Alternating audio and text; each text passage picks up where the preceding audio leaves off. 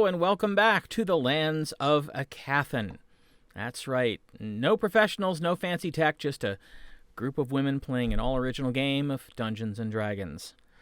I'm Jeff. I'll be your lead enchanter for the festivities tonight, and I have to tell you, I'm so excited about it. Wow. I liked that one. This is a real study in puns because there's different reactions from each of you for every one of them. I go back and watch these and just kind of chart it, okay, who liked this one, who hated this one. Kind of groan in anticipation, though. I'm always like, before you do it. Yeah. Well, that's the last of the batch that I came up with ahead of time. I'll actually have to come up with another one for next week, so. Oh, boy. Yeah. Back to it. So, let me bring you up to speed on what happened last time. The group had traveled from the Tower of Azanor overland by horseback to Costed's Wave, where they were going to catch a boat out to the Faelefiri Sanctum, which is in the middle of Lake Ianasa. Upon arriving at Costed's Wave, they stopped in to see Duncan Nonami at the Tavern, and there was a message waiting for them from Captain Urobi of the Clever Sprite saying that your friend and the inventor of the Sprite's unique propulsion system, Sigrith, had been kidnapped. You sent a message to the captain. She joined you at the tavern, and you began to hear the details and plot out how you were going to find Sigrith. You had a couple options, and you chose to go to Caliban, the local druid, and ask her to loan you the use of her companion, who is a wolf, and you brought Sigrith's blanket from the Clever Sprite to give the wolf a scent.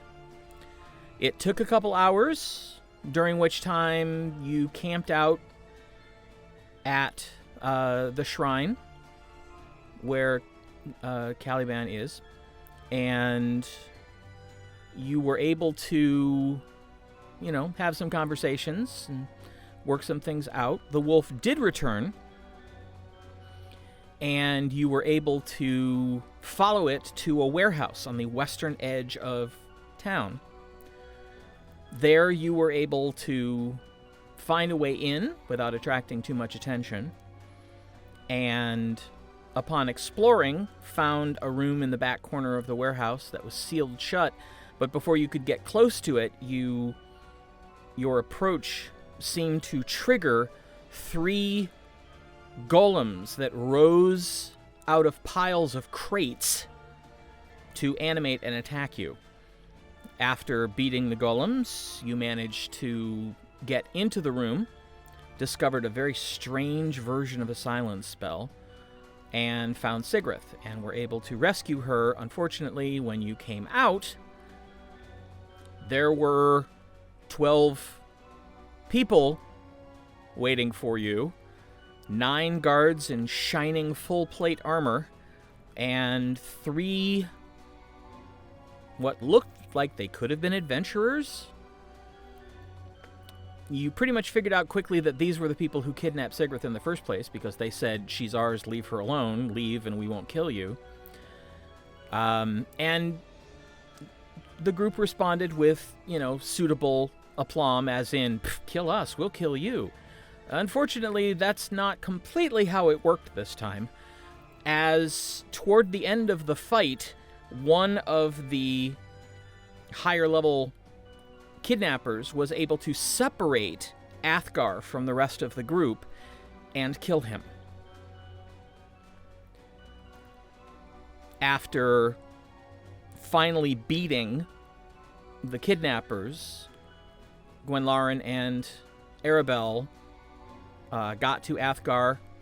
Aribell was able to revivify him, and heal him, and then heal the rest sufficiently so that you could make your escape. And you just left the bodies and got out of the warehouse. Gwenlaryn cast Pass Without Trace, and you began to head back to the east toward the dock with the Clever Sprite. And that was where we stopped. So, as you are walking along the shore, headed back toward where the Sprite is docked, I need everybody to make a perception check.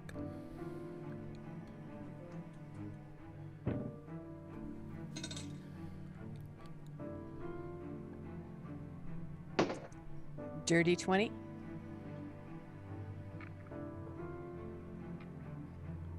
$27.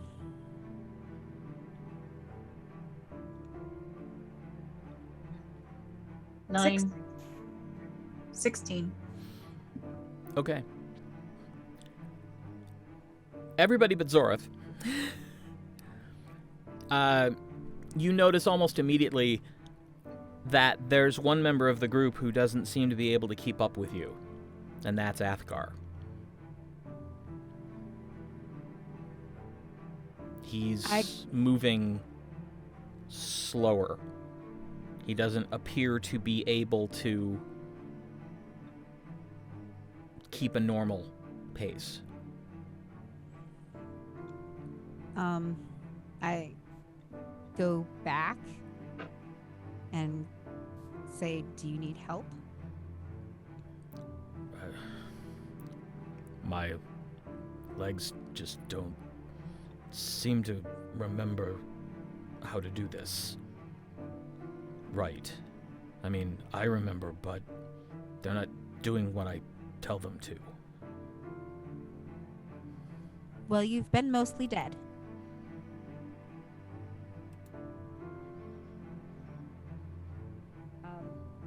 He's still injured? No, he's just... Been dead.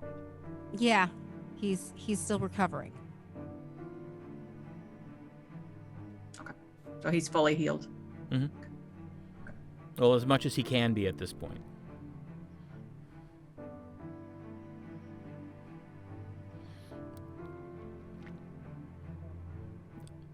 Take one of his arms and help him. Okay. Me too. I'll just take the other side. Okay. He's just moving about half speed.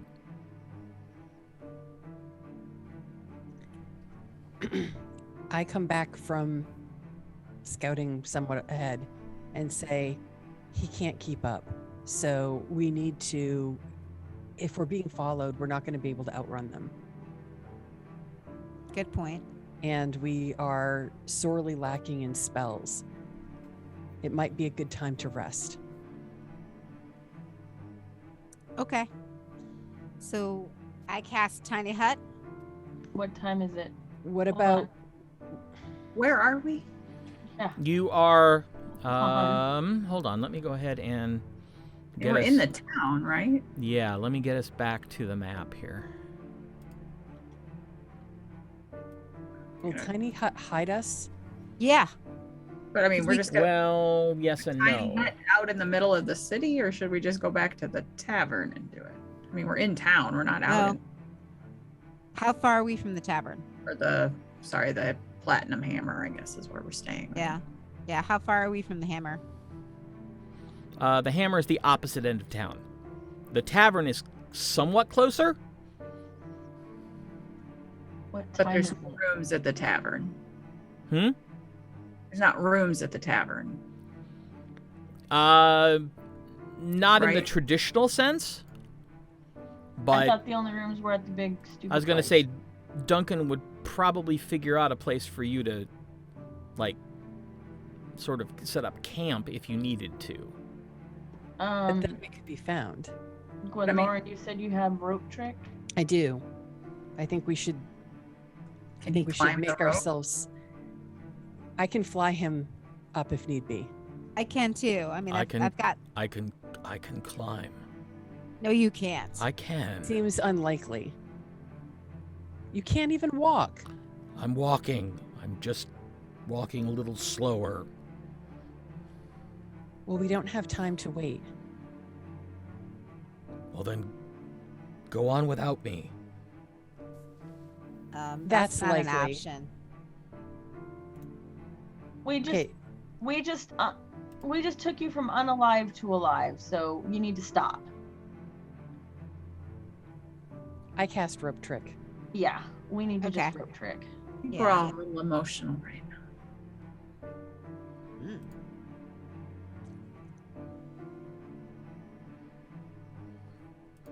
All right, so you cast rope trick, and a rope appears dangling from nothing.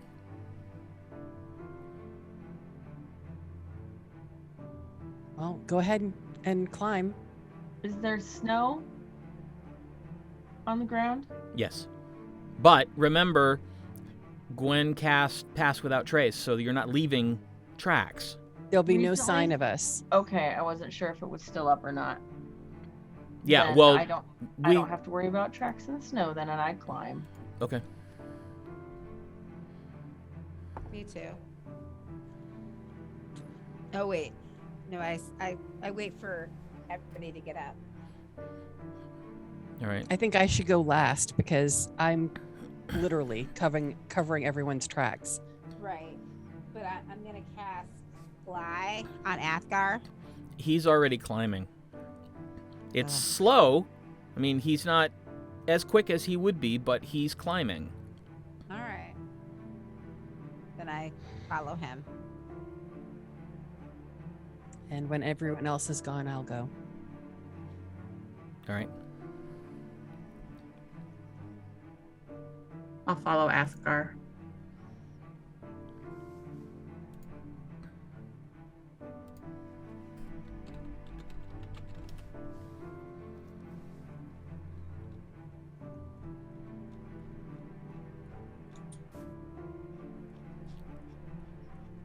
You know,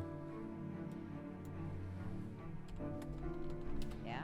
sometimes Yeah. the search function in D&D Beyond is not helpful. The search function's not great. Sorry, D&D Beyond. We love you, but get a better search. Please. All right, we're going to try and look it up another way. There we go. There we go.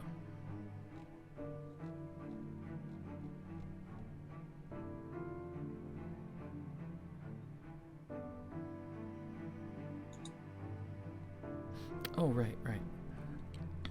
Okay. So, Gwenlaryn is the last one up. I assume you pull the rope up behind you. I do. You have an hour. You have sufficient time for a short rest. An hour. Isn't that how long it lasts? I thought it only lasted an hour. It does. You are correct. This is why I wanted to do Tiny Hut. Well, this might just give enough time for anyone who might be following us to miss us. That's true. Yeah. And if we drop back down and cast the hut where we fall, there should still be no trace. And we can take a long rest. Okay. Someone might just literally run into the hut in the middle of the city. So getting back, what is it, 5-minute walk to the inn? Mm-hmm. Might they track us there? I mean, not literally, but might they find us there? We haven't gotten rooms yet, so if somebody's looking for us now, we won't have it there. Or do we just get to the store? We also killed everybody, right? Nobody ran. No, One did. person ran. Remember? Oh, No, I The- don't disappeared in remember. a fog. The person in the dark green cloak turned into an air elemental and flew out the window. So yeah, we definitely are going to have someone We have coming for us. Sigrith with us too. Pardon? We have Sigrith with us too. We do. Okay. I presume she climbed the rope. Yeah. She's actually doing better than Athgarr. Well, she didn't die. Right. Funny that. Well, Oh, right. when we're done with this, we should probably go back. Like after we do our short rest, we should probably go to the tavern. Where was Sigrith taken from? Was she taken from the Sprite? Yes. Yeah. So we can assume that the Sprite is not secure. Yeah. I think that's fair. Can you send a message, or are you out, Tasha?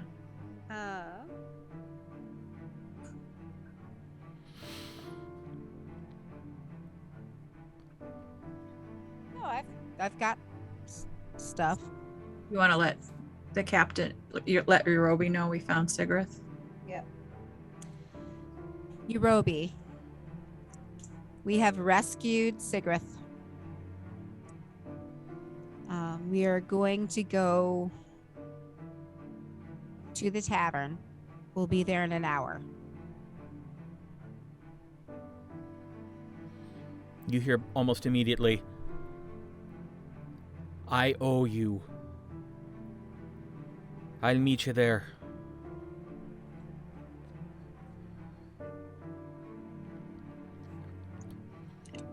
Meanwhile, Athgarr has been roughly humming under his breath and reaches out and puts his fingers on the back of Gwenlaryn's hand, and you feel healing energy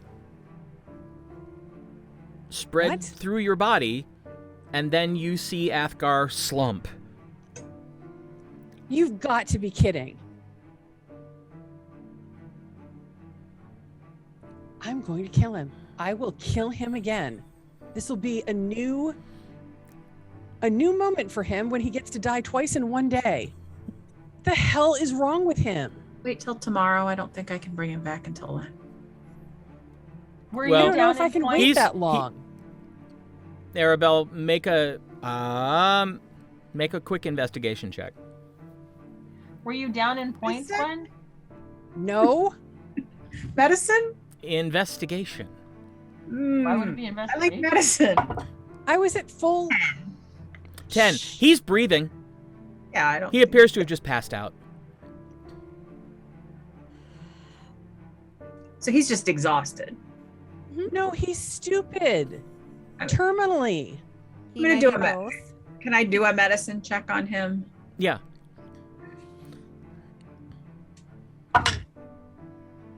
Okay, 26. He's suffering from the side effects of Revivify. But you know that those side effects only continue to affect someone until they've completed a long rest, and then they're fine. So what did he try to do? I was at full hit points. I'm not injured. I kick his foot.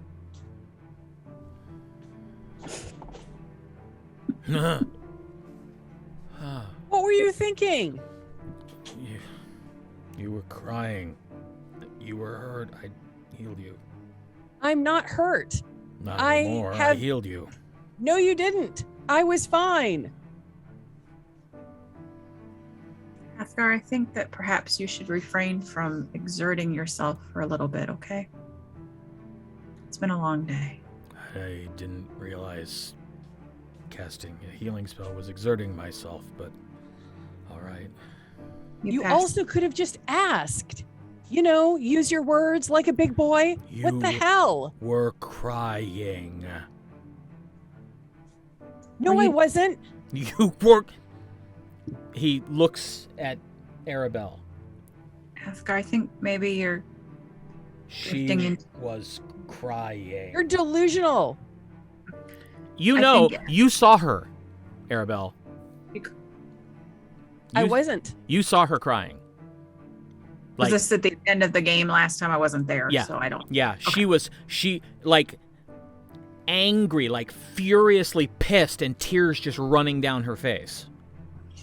She was crying Athgarr, but she's not now. And I've already made sure everyone is safe. I was not.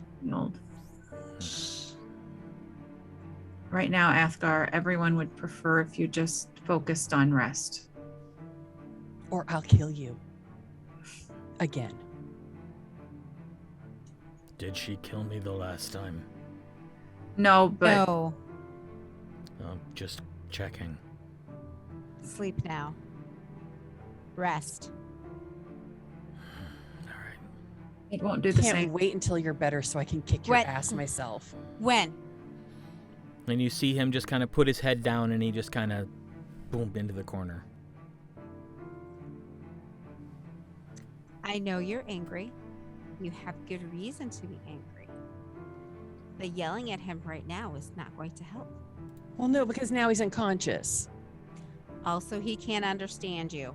I'll wait till he wakes up. You're going to have to wait until tomorrow. That seems unlikely. He needs to take a long rest. I'll give him a long rest. I'm going to hit you myself if you don't shut up and listen to me. You can take a long rest when you're unconscious. He needs to take a long rest so that he can get over being revived. And until then, he's not going to understand you. Let's truss him up. Nope. Then he can't cast anything or do anything else to get himself in trouble. I get rope.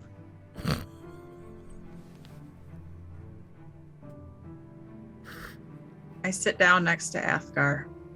I tie him up. No, you do not. I sure do. Oh, for fuck's sake. Gwen, He can't be trusted. we can't walk through town with him tied up. Can't we? Gwen, That's going to cause more of a spectacle. And then we will get caught. you Oh being no, I'm so reactive afraid what is not- people will think of us. No, it's not what people will think of us. We want to keep a low profile. We're all upset right now. I don't keep a low profile. Not with a trusted man. What is Sigrith doing? You see her, she's just doing, it's like a tennis match. What is Zorith doing? Because she's getting pretty pissed. So Okay. You can untie him and we'll cut the rope off. this is no way to be spending our hour. Like, we need to rest. I'm resting. Well, technically you're just talking, so it would count as rest. I find tying knots cathartic. I lay down and I roll away from them. Then put my hands over my ears. Children don't like it when mommy and daddy fight. Can we stop, please? Haven't stabbed him once. Can we stop, please? You angry at Athgarr or yourself? Ooh. I'm angry at Athgarr and myself. I never should have let him come along. That was stupid. That was a stupid decision. He's just as capable as any of us, Gwen. But unlike the rest of us, he has responsibilities elsewhere. And I should never have allowed him to risk his life on this. I was trying to think of ways to get him out of this stupid plan of his father's, but this is... Now you feel guilty as this happened, but you encouraged him to come. Right. So he's- I need to rectify that immediately. He's not going home. He needs to go home. He's an adult. He gets to make his own decisions. You can't stop him. I can. Gwen, No, you Aralakis was kidnapped and killed straight from the keep. He's not any safer in Thunder's Edge. Ooh. I At don't least know that that's true. It's He was true. He was never targeted there. it That doesn't mean it can't happen. And his best hope of protecting himself is learning more of his powers and more of his abilities, and he's safest with us. Obviously not. He was literally dead. We brought him back. Aribell brought him back. If And any what one if of us she had gotten hadn't been able separated, to? I roll over. If any one of us had gotten separated with a wall, any one of us would be dead. It doesn't matter if it was him or not. What if Aribell had been killed and there was no one to bring him back? Then they were both dead. We'd all be dead if there was no one to heal. So There's never anyone to bring me back. There are no certainties in this life for any of us. We It encourage. doesn't matter if we're behind walls or not. He It doesn't- can't die on my watch. And he didn't. Not really. Only for a minute. He did. This is just, this Gwen? can't happen. It's unacceptable. Gwen, at this point in our adventuring careers, there is very little death for Athgarr that would ever be permanent. He should return home. I'll talk with him when Get married and he's be feeling unhappy. better. Yes. It would be better For who? for who? for him. Nope. I For think you mean for you. you. You are worried. You don't like feeling this way. No, I don't. This is unacceptable. You're not thinking about Athgarr, you're thinking about you. Gwenlaryn, I know how you feel.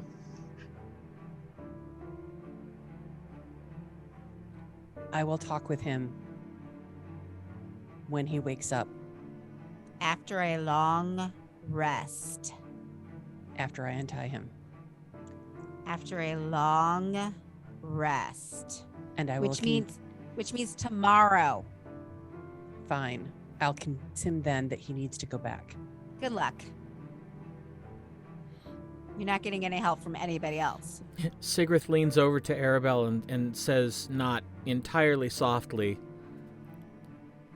"This is the one that you got in place of Ahriman?"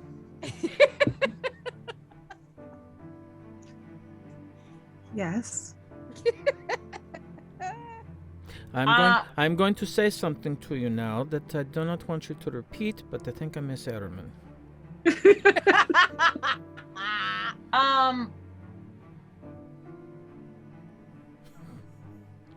Question.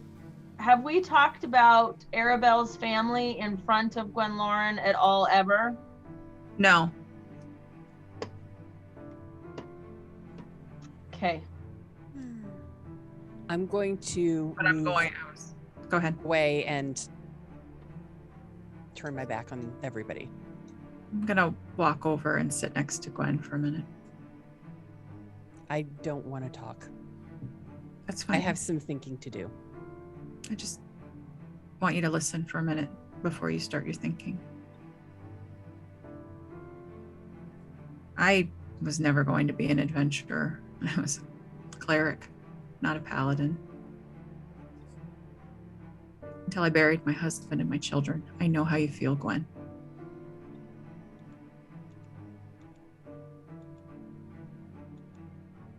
I don't have family. You have to us lose. and you have Athgarr. I understand. The whole idea was that I don't have family so that I can't be compromised in the same way that people who have families can. That's why I can go and do what I do. So this is unacceptable. This cannot stand. He has to go back. We were all terrified, Gwen, to see him laying there. What if I hadn't had this magic left? We care about him too. But he still gets to make his own decisions, and you'll think about that tomorrow. But right now you can be angry and you can cry. I don't cry.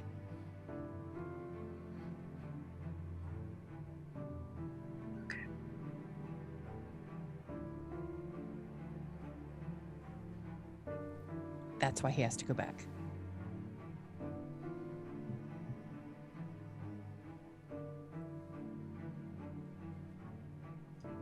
I'm gonna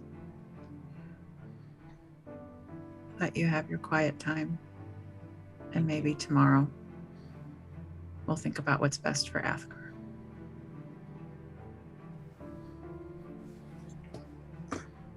Go back over and sit next to Athgarr and cut the rope off. Or untie it. He's asleep. He's asleep. He's not looking. Gwen turned the other way, so...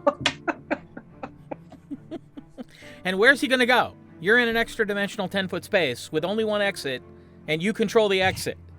He'd find a way. No, he kind of wouldn't.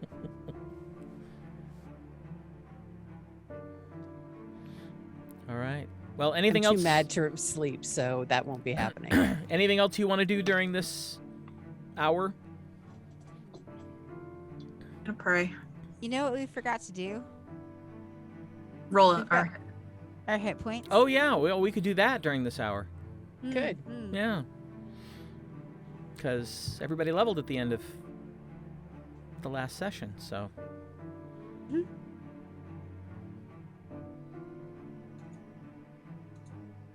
Okay.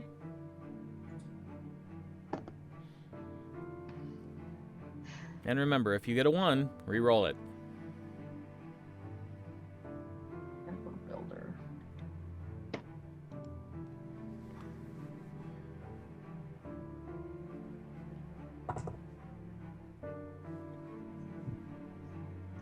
I got a 3. So you just add it to the rolled HP, Mhm. right? It adds your con mod automatically, so. Nice.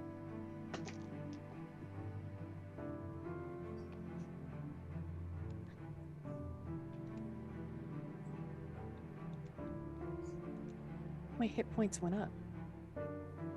That's really weird. No. They sure didn't. Sometimes it's weird and it doesn't save it, and you have to do it. Yeah.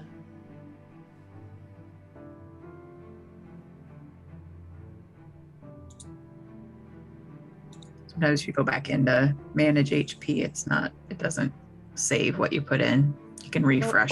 It did save it. It just didn't change the maximum hit points. Maybe you need to refresh the main page, your Yeah. character page.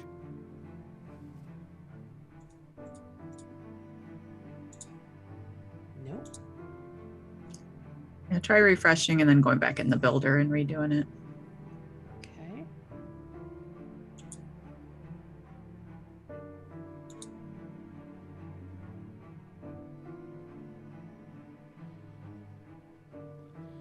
All right. Anything else that you want to do during this hour? Fume? Does that count? Well, it's an activity, so. Right? It's a restful activity. It keeps me busy mentally. That does.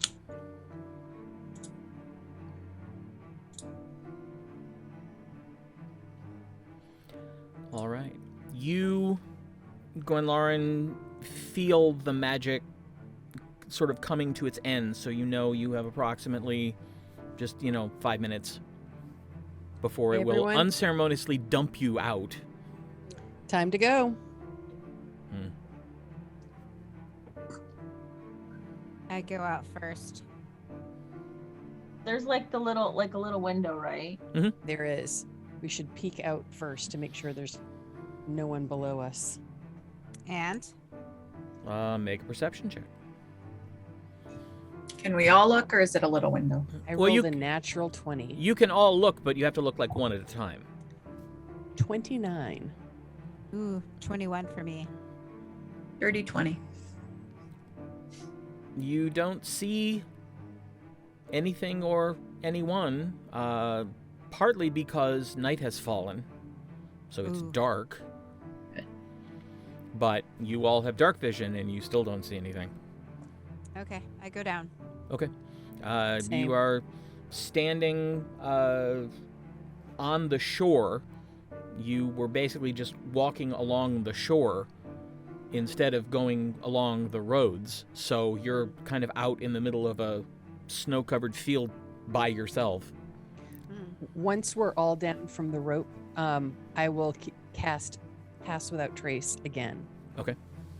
I'll help Athgarr down. Okay. Which pier is the sprite at? The sprite is at the... let me double check. The second to the furthest east. So here? Yes, that one. Okay. And we are where? Right now, you are about here. And number 1 is the Tavern. Yes, Number 2 is the Platinum Hammer. yes, The Tavern would be on the way to the sprite. yes. And you told Captain Nairobi to meet you at the tavern in an hour. Right. So let's go to the tavern. Let us make haste. All right. Does Athgarr still need to be carried? He's capable of walking. He's just not Slow? capable of walking fast. Okay. Fine. I take one of his arms. I'm fine. Shut up. It's the Thur I trust you up again. Athgarr, for the sake of keeping a low profile, let's just let her help you for now, please. You hear him humming another tune, Ath- Jesus. and Do not cast. and suddenly he's moving normal speed. You just took the chance that you might exhaust yourself again. I'm fine. Let's go. Let's just go. Gwen, can you lead the way, please? Yes. Thank you. Because I just noticed he has Expeditious Retreat. I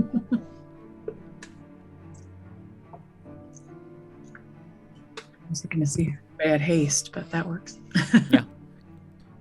Yeah, and it's concentration up to 10 minutes, so We'll get there. yeah, you'll get there. So it only takes, about, well, considering you're going along the shoreline, probably you'll get there just about when the spell ends. I'll walk with Athgarr, but not hold on to him. Okay. Now let's scout ahead. All right. You do catch sight periodically as you pass by the roads. You do catch sight of, people out and about. A Tuesday night in Costit's Wave. I think it's Tuesday. Yes, it's Tuesday.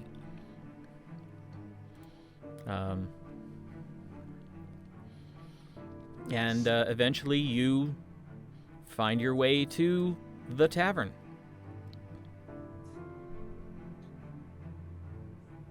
Maybe he has a back room or something and we could put the hut up.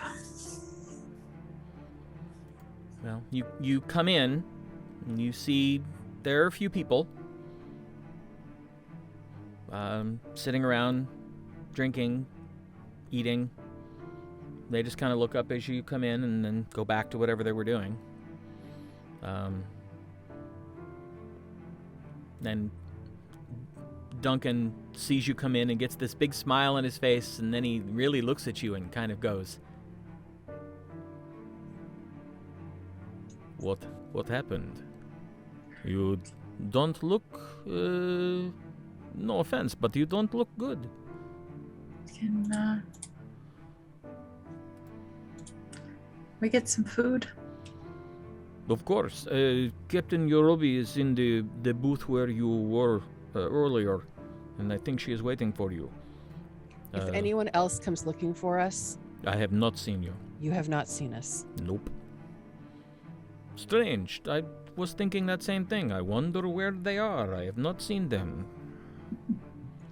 Thank you, Duncan. Of course. Thank you. All right. So you get to the booth and open up the curtains, and you see Casimiro sitting there. And she just looks past all of you and looks at Sigrith, and you just see this relief flood over her face.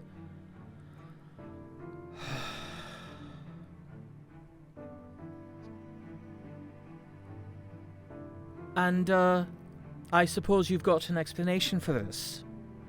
For why you just abandoned us? You are very funny, Captain. I have always appreciated your sense of humor.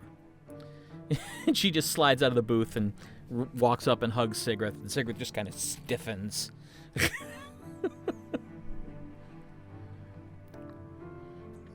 Push Athgarr into the booth gently. I sit opposite and glare at him. Barrel of laughs. Sit down. Me too. Right. Well,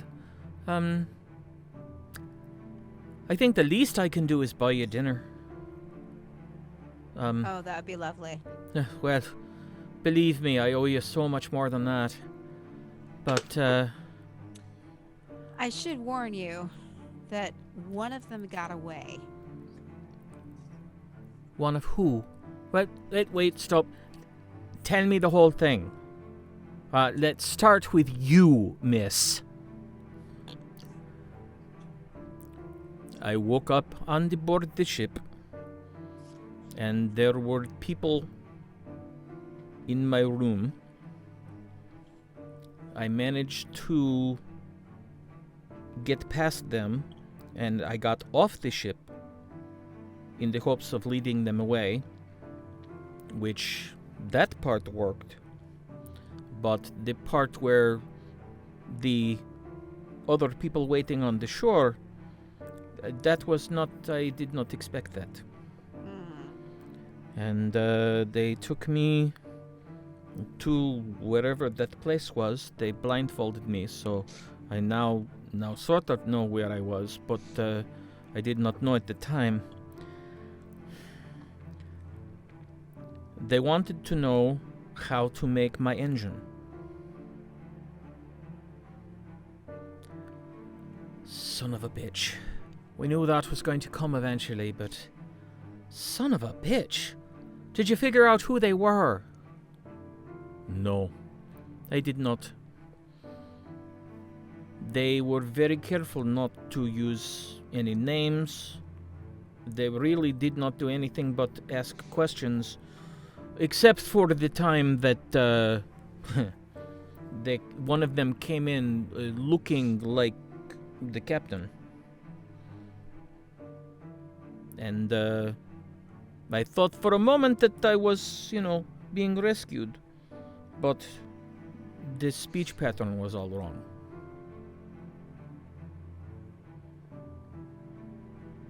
What's wrong with my speech pattern? There is nothing wrong with your speech pattern, Captain. It is unique. That is all. Does anybody have the ability to show what they look like mirror image or whatever? I can.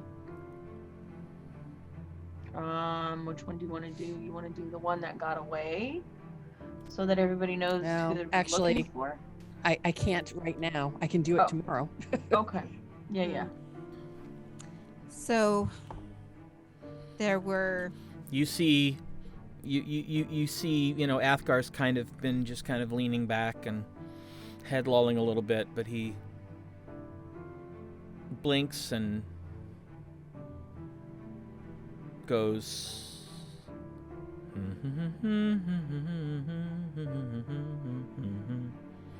And there's another person sitting at the table. and it's the one who got away. Does that look familiar to the two of you?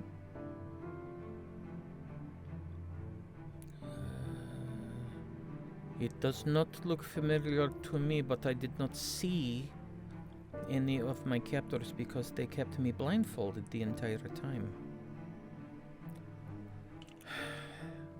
And there was a silent spell around her so that she couldn't do any spells. Well, I can't say I've ever seen that bitch.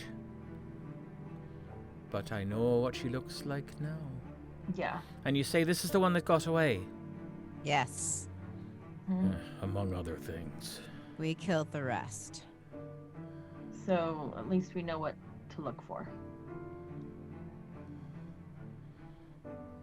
And then Athgarr hums again, and the image changes to the dwarf.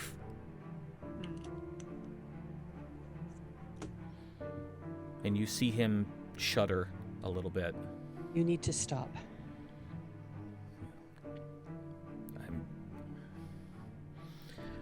If you say fine, I will seriously pull a knife on you. I just don't like remembering her. That's all well and good, but please stop doing spells. You're not well. These are cantrips. They're easy. I don't care. Just one more. And he hums again. And the image changes to the tiefling barbarian.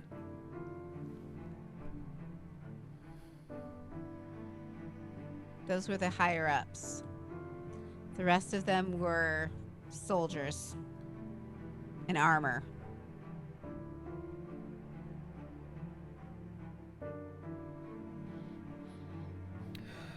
Well, I will say this. It is flattering that I would send such a number of people after just me.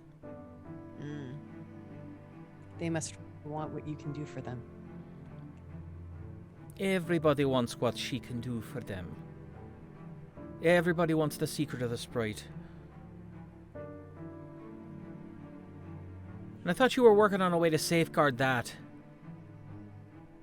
We have made some progress, but we have not finalized it yet. Well, I think you'd better get a move on. I agree.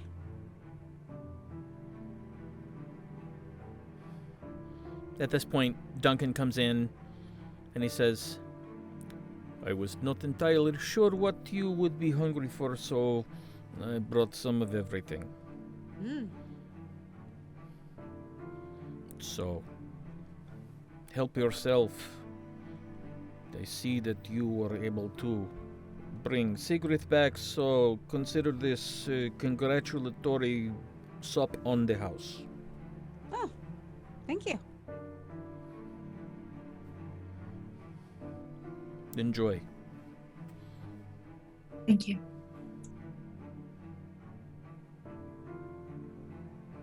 You see the barbarian wink out.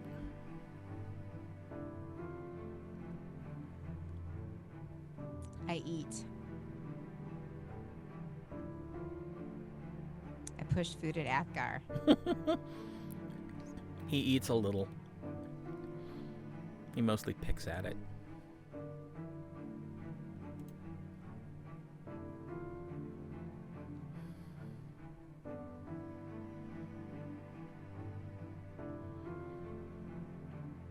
I can't tell if I'm hungry.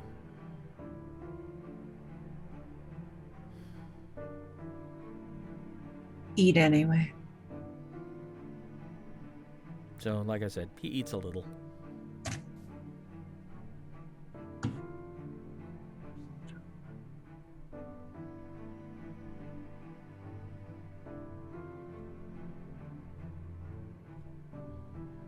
So now what? We have no place to stay for the night. We obviously know Sigrith is not safe on the Sprite. Well, I'll tell you this, in the morning we're leaving port. I don't care if we have to row out. Would you be able to take us to the sanctum? Ha! Absolutely. I mean, we're leaving port anyway, and God knows I owe you. Well, They think that I probably owe you too. So, yes, I would be happy to help get you to the island. thank you.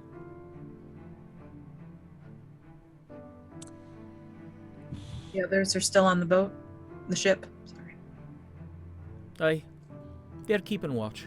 Although, I should probably go tell them that you're alright and that you'll be coming back. They were pretty worried too. Sigrith, perhaps you should stay with us this evening.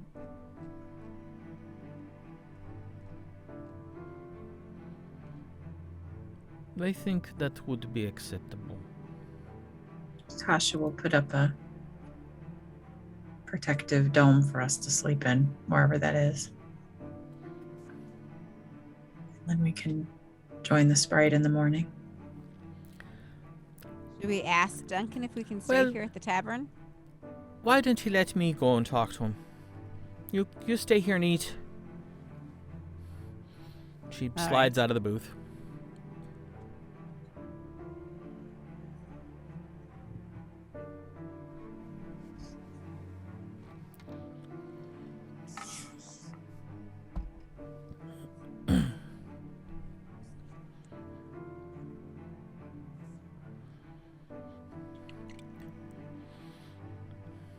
She's gone maybe 4 minutes, 5 minutes.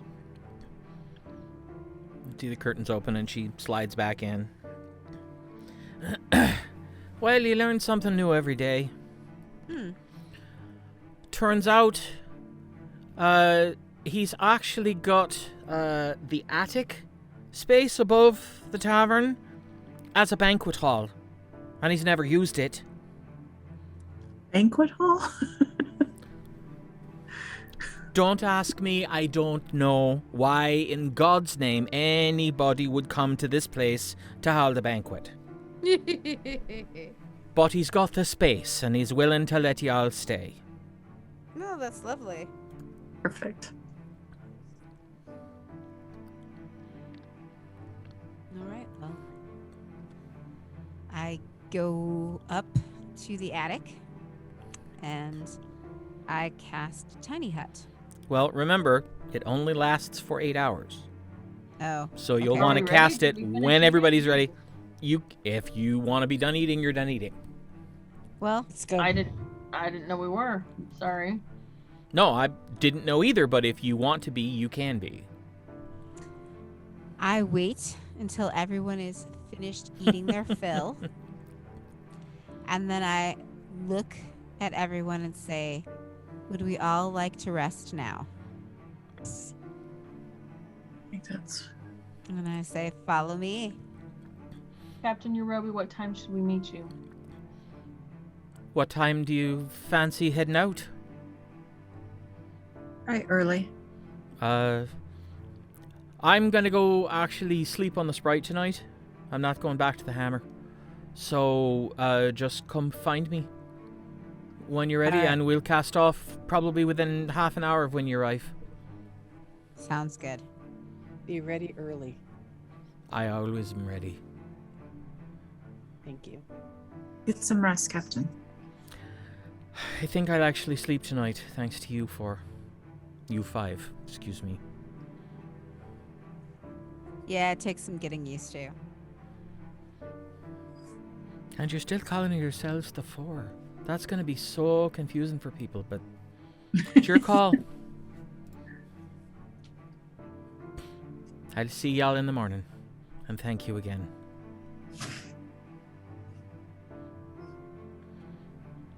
She takes off.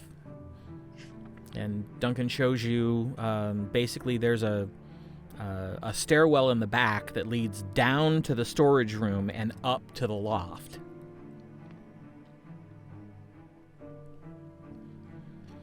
And you get up there. It's a little dusty, but It's a big open space in the middle. There are lots of tables and lots of chairs, but they're all sort of pushed to the sides. So there's more than enough space in the middle for you to set up the dome. All right. Then, doing it as a ritual, Okay. I cast Tiny Hut. And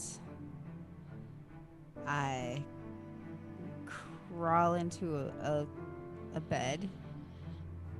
Or, whatever. Bedroll. Yeah. Bedroll. And pass out. And before going into the hut, I grab Athgar's arm and say, I need to speak with you for a minute. Oh, for fuck's sake. I was about to say, can we all agree that we're going to wait to have conversations till tomorrow? But I go in the hut. This can't wait. No, I go in the hut to give them privacy. Well, sound carries, so Yeah, but Doesn't it matter. doesn't block sound, so... no, but at least it doesn't. We're not like. No, you're I'm like... totally You're like... listen. Come on. Exactly. Got out the water glass and everything. Hold it up to the edge of the energy field. Sigrith, have you gone in as well? Yeah. And Sigrith has gone in. Nothing I could So- possibly say will change your mind. I'm just gonna go in the hut anyway. Right. You see So- Athgarr kind of like... You see him sort of squaring his shoulders, like he's bracing himself. So she just glares at him and then steps forward, grabs him around the middle, and gives him a huge hug. Just kind of buries her face in his chest.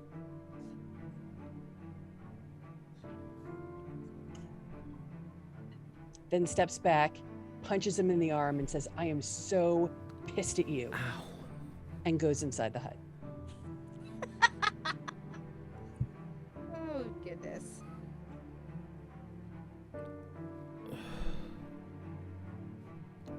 I think I'll sleep out here.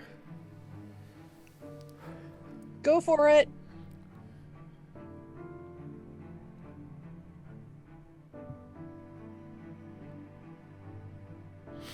I get out my bedroll. Is he gonna stay out there? Well, he hasn't come in yet. All right.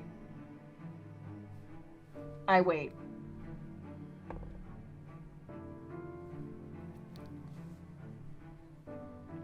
You hear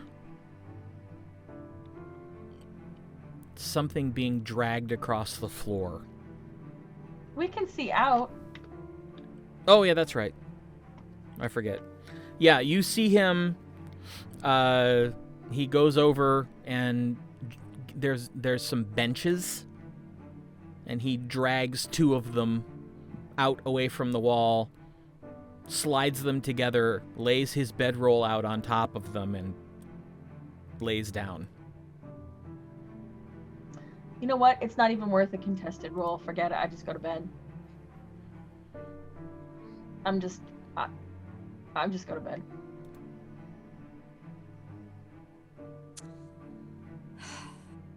Am I asleep? Probably. All right, fine. I just sleep then.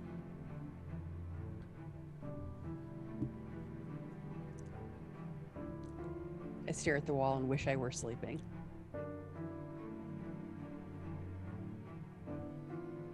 Boy. Probably should get some sleep so you can get your points and stuff back. Trying.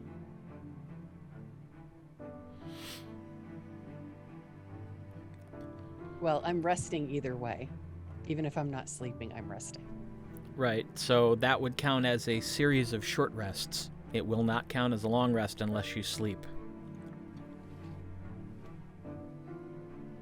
Does anybody have something that can make me sleep? I was looking to see if I had the. I don't think I have any spell I slots. can punch you really hard in the face. Athgar's got a big hammer. I guess I'm exhausted enough. I probably do fall asleep, even if my mind is not in agreement. Right. Go downstairs, get a bunch of booze from Duncan, bring it back up, and make her drink till she passes out. Hmm? As long as Whatever he you gets choose. noticed. No, you're able to quiet your mind enough to get to sleep, and you pass the night uneventfully. No one bothers you.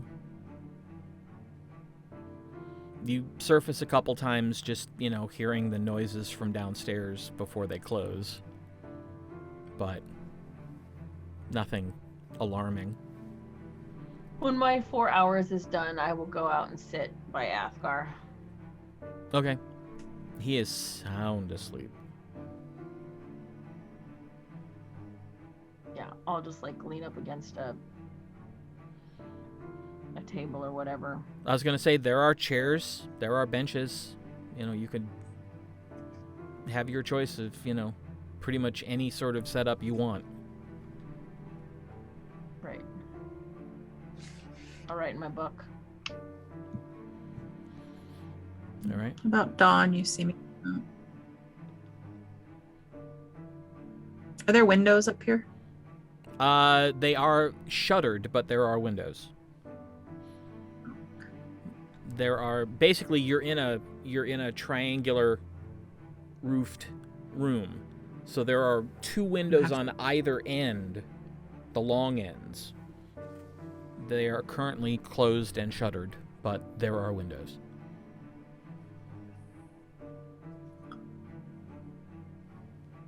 I'll sit and do my prayers.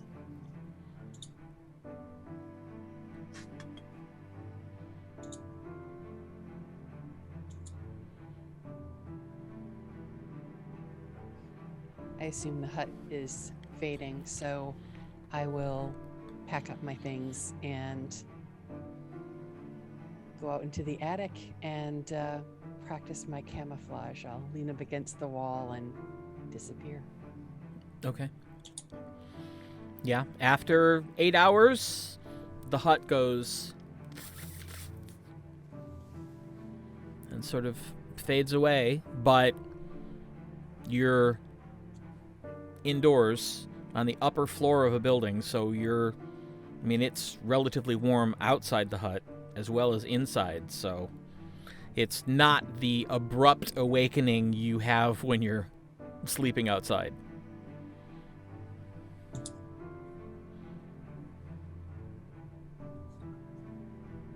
And do we complete a long rest? You complete a long rest.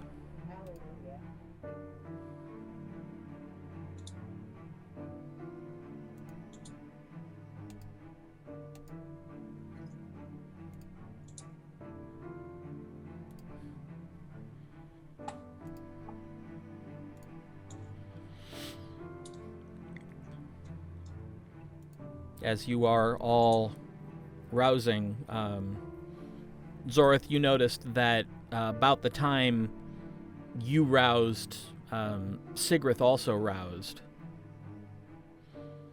And you see her sort of fumbling in a bag that the captain brought her, and she pulls out her spellbook and starts reading her spells.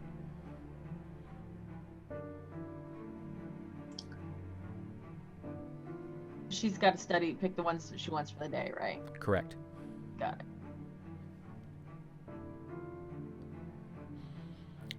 After the hut fades, everybody else is awake. Athgarr is still asleep. We let him sleep. If you want to go down and get breakfast, I'll stand guard. Pull out the box of pastries we have left from the tower. You might want to save those for the boat,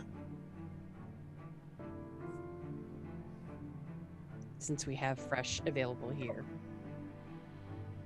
Well, Aribell knows that there are fresh available There are fresh available on the island. Yes, there is a very good bakery awaiting us on the island as well. Very good. Well, I mean, we'll be there shortly. It's not a long trip. Especially not on the Sprite. Because the Sprite moves faster than pretty much any other ship. The Sprite moves faster than a standard 3-masted schooner at full sail. Wow. Yeah. I mean, there's a reason people want to get their hands on that magical tech.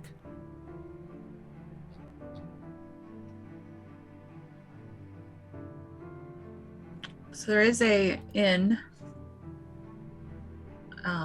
at the Sanctum that we should be able to find rooms. I imagine we'll be there more than just the day. So between Tasha wanting to visit the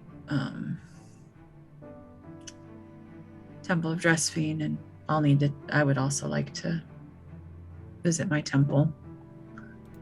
And if she's going to perform, which I would imagine they will want her to, I'm sure that will be this evening.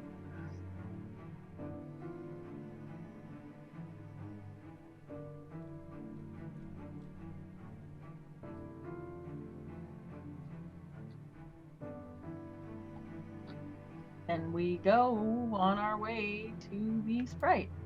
Or Wait, did I guess Athgarr wake up? He'll wake up when you wake him up. Well, I finished my breakfast and drink a little coffee. Well, what time is it? Early, right? 8 hours from, we went to bed early, so. Yeah, it's probably like 6:30 in the morning. Oh, well then, I'm not gonna wake up Donovan. Who? We can make Duncan. Duncan. Donovan. We Donovan. can It's coffee a D name. or tea. We can make something. Yeah. Not going to wake up D'Artagnan. D'Artagnan. Donald. Come, D'Artagnan, we're saving the king. that's an underrated movie. I Just- know. I love that movie. Yeah, me too. We But should We should. we should stop by the temple to Costas while we're on the island too. He might get a kick out of that. Okay. Why not? So anyway, we make some tea, and after we've had a little bit of a leisurely breakfast, we wake up Athgarr. He sort of blinks and sits up, kind of stretches a little bit, and stands up and kind of flexes his knees and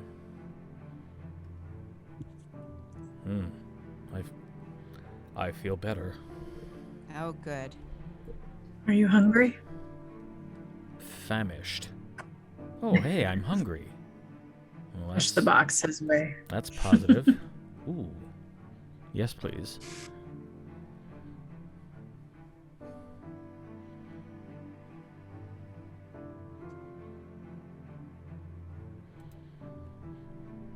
Then let's be on the road. Let's go. All right. Well, he rolls his stuff up and packs his gear, and in like 5 minutes he's ready to go. And we're out the door. All right. It is dark and quiet downstairs. You don't see Duncan. You don't see anyone. Okay. I open the door to the outside Okay. and check to see if anybody's there. There, you see in the distance a couple people walking down the road. Mm-hmm. But nobody near the tavern. Okay. And I say, it looks like the coast is clear. Let's go. Is there a way for us to lock the door behind us?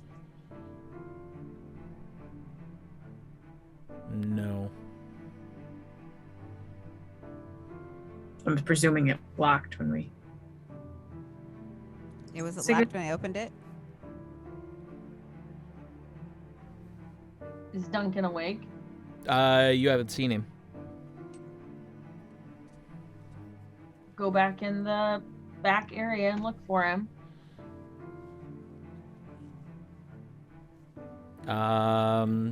Make an investigation check.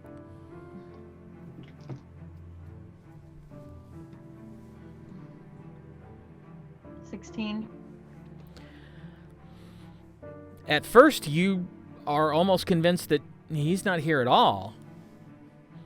And then you find sort of a makeshift room downstairs in the storeroom. Basically, he has a cot and a table behind a pile of barrels.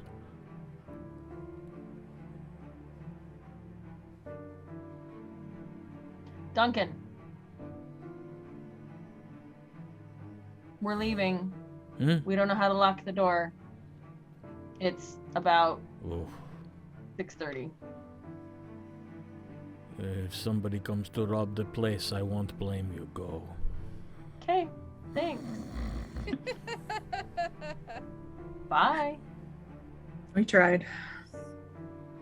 And I tell everybody what he said, and I say we just shut the door behind us. Make our way to the Sprite. All right. Let's see.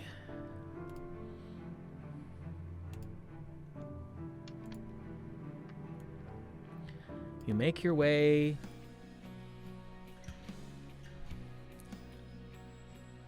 down to the port.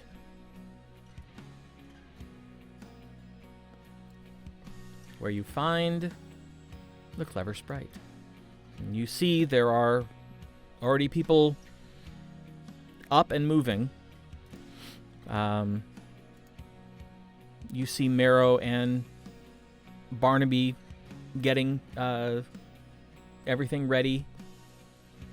You see the captain up top at the wheel, ready to go, and she looks over, sees you coming, and just stomps on the floor twice.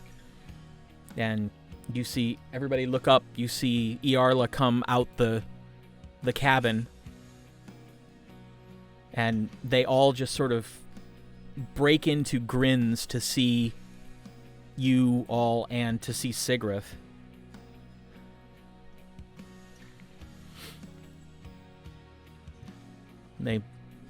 You all walk on board, and Marrow walks over and just kind of claps her on the shoulder, doesn't say anything, just kind of nods and goes back to work. Iarla walks up and just kind of leans her head against Sigrith's hip for a second. The surprise, however, is Barnaby, who walks up and just wraps her in a hug and lifts her off her feet. And he's like, "Don't do that again."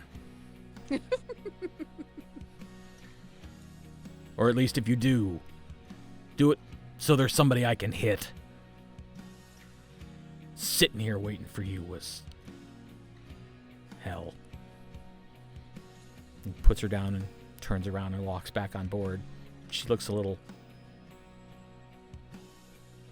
kind of confused and amused. But she says, "I am ready to resume my duties, Captain. I feel much better, and we should get these people to the island." "All right, you heard the engineer. Let's look alive.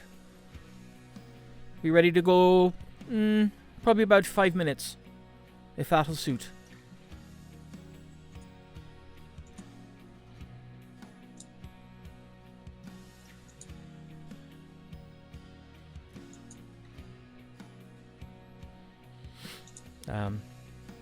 Iarla walks up to you, Aribell. And she just kind of grins and goes, "Thanks for this." Your uncle will be thrilled to see you. "I know. And it'll be a surprise. And I don't get to surprise him very often. Me either. So, I'm looking forward to seeing. And thanks for getting Sigrith back, too. We were really, really worried." Of course.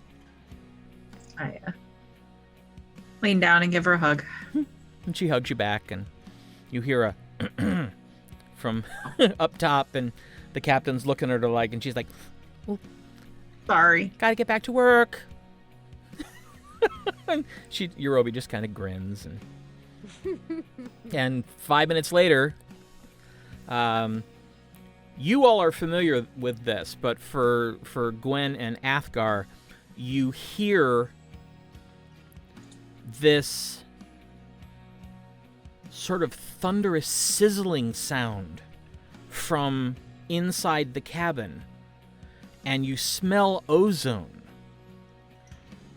And then that massive wheel on the back of the ship begins to turn. And the ship begins to move. I run to the back of the ship so that I can see. Yeah. It's rotating slowly at first as the sprite pulls away from the dock, and then as it gets out into the lake, it begins to rotate faster and faster and faster. And the only thing that this calls to mind for you is the times in Thunder's Edge when you've been in camel races and the camel is going just full out. This is more wind than even that. So you know you've got to be moving at a pretty good clip. This is amazing.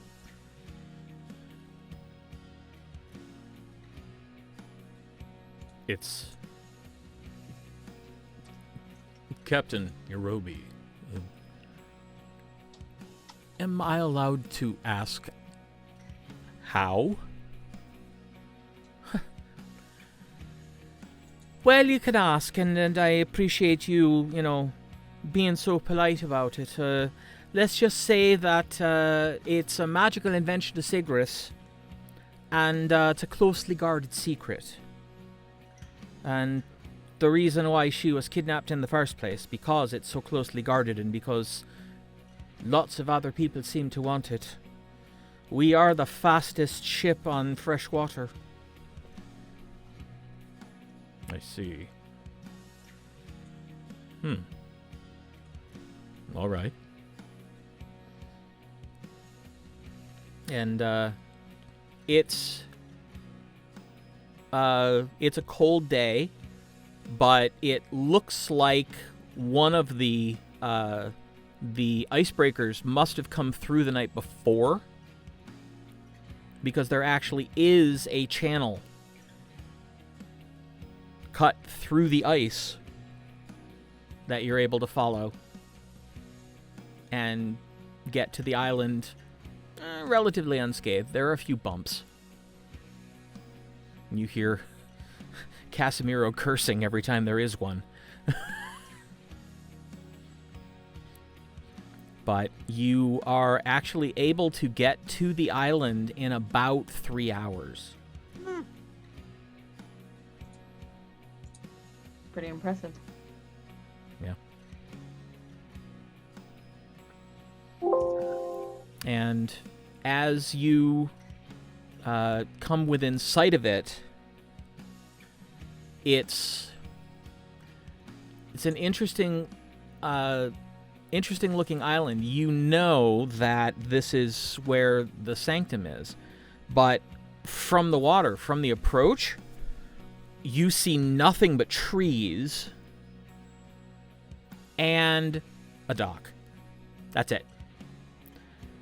But you do notice that the trees are green.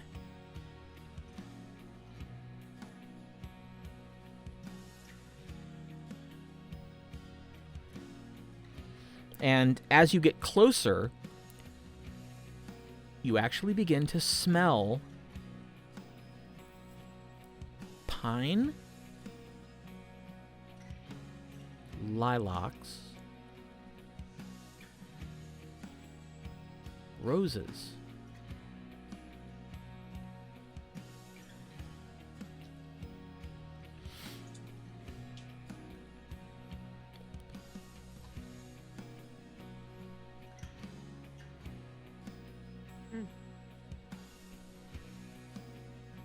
Like tropical or just no winter? Just no winter. Okay. The sprite slows. The wheel stops.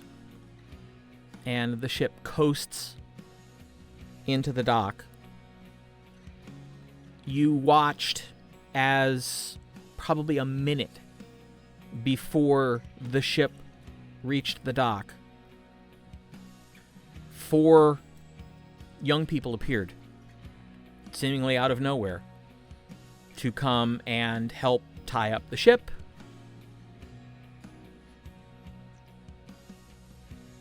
I take off my cold weather gear, my cloak and boot, and switch it out and stow it into my bag. Yep. You step off the sprite and realize that it's like stepping into June. It's like a Much better. it's like a warm spring day. I also For forgot. for Gwen and Athgarr, it's still chilly, but it's not cold. Much better. It's a magical place. Indeed. Clearly. Seems a little bit more like home. Like Tahiti? Exactly. Not quite that warm. No. It's always this warm. Maybe there'll be time to go swimming. How? Water's How is it always this warm? It's a magical place. I suppose that will have to do for an explanation. Well, I don't really know how. They don't really tell the students, but Oh. it's just always beautiful.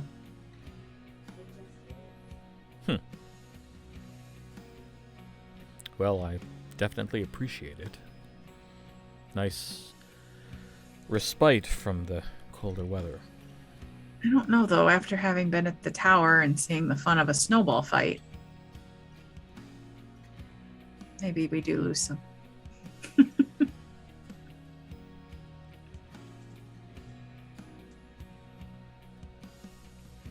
Perhaps. Shall we show them around, Tasha?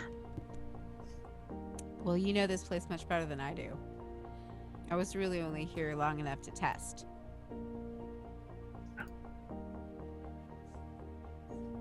We should Let's see. stop at the respite and get rooms, and then I suppose we should head to the artist temple. I mean, we're here about your song. Yes. Now I'm nervous again. Oh well.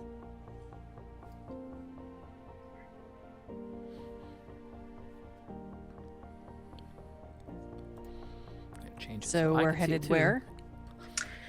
I You- thought we'd maybe stop at the inn first to drop Yep. our thing off. You leave Yeah. the dock and begin down a path that seemingly has grown naturally through the trees. You don't see any signs of trees having been chopped or pruned, even.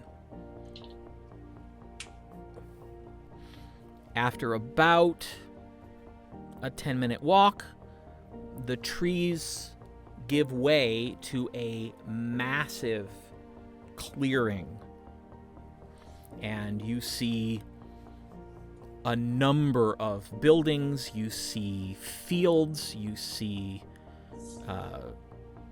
you begin to smell cherries.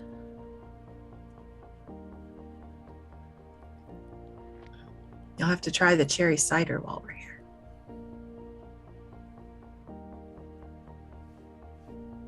That sounds That's fine. different.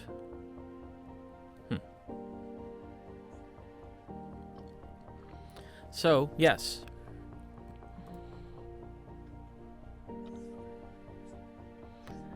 So, where would you like to go first? I think we'll go to the Travelers Respite first Okay. and get rooms. Then we can drop off our extra stuff. All right. As you walk in, you see the path leads between a couple of low one-story buildings, and you see a couple sentries walk out. I do make sure my holy symbol is prominently displayed as we are Me talking. too. Yeah, Mm-hmm. the clearing. And one of the sentries looks at Aribell and says, "Welcome back, sister. You've brought friends. I have. Well, they're welcome here too. I assume you know your way around?" Yes, we're going to stop at the respite first and then visit a few of the temples. Well, be welcome at the Sanctum. And he just nods to the other one, and they go back in their respective buildings. Well, lead on. Right past there and go to the respite. All right. You walk up to two-story timber-framed building, white roof, sort of, regular rough wooden shutters. You walk in, very clean, very homey, simple furniture, nothing that would make anyone who is not used to the finer things uncomfortable. It looks, like a very normal inn.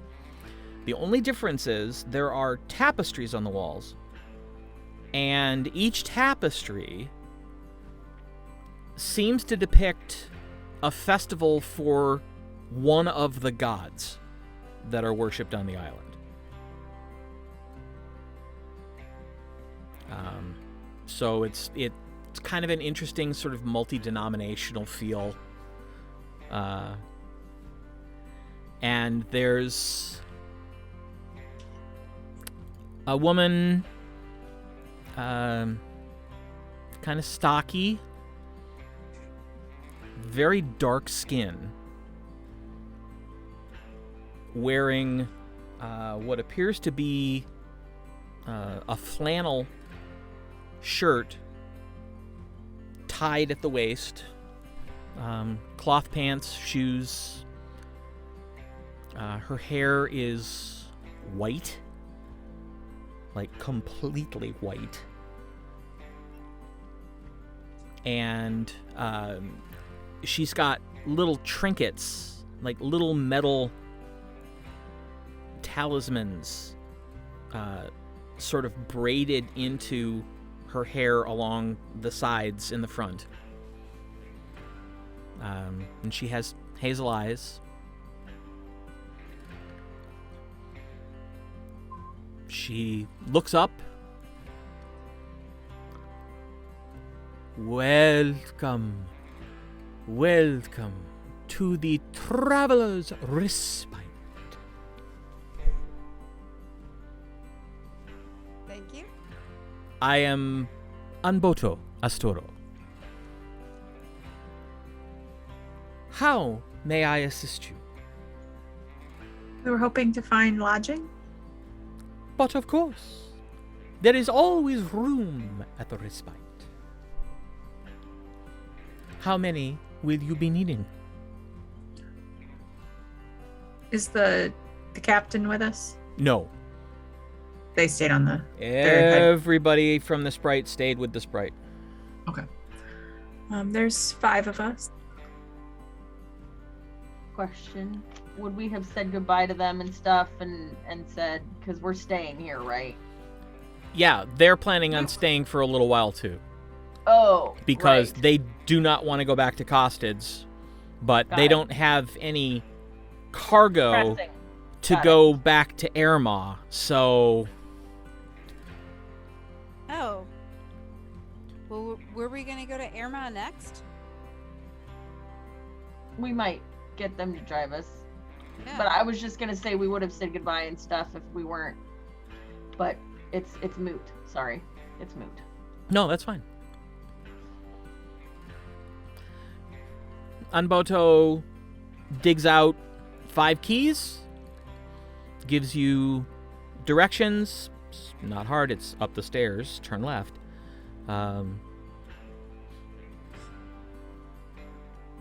And she says, "You have been here before." I have, but my companions have not. Well, Tasha, you have, right? Maybe. I have been on the island once, but I don't remember if we stayed here. Then you will serve as their tour guide. I will. Excellent. Then you know where everything is. If there is anything I can do for you while you are here, just let me know. We will see you for a meal soon enough. All right. So shall we drop our things? Tasha, are you ready to head to the temple? Yes, I am. I drop my things off to my room, and then I come back downstairs with my lute in hand. Is everyone going to the temple? I think so. Are we allowed in Which the temple? temple are we? Well, I think we're Visible. starting at the artist temple, the temple to Dressfiend. Oh, I'm definitely going. I think we're all going. I didn't know we could all just go. Of course. I don't see Okay. why not. It's a temple. It's open to all. Yeah, everyone's welcome. Ah, got it.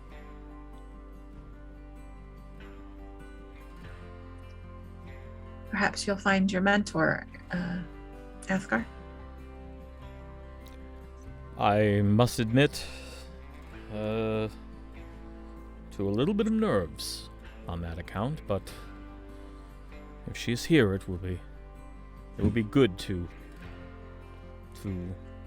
renew that relationship.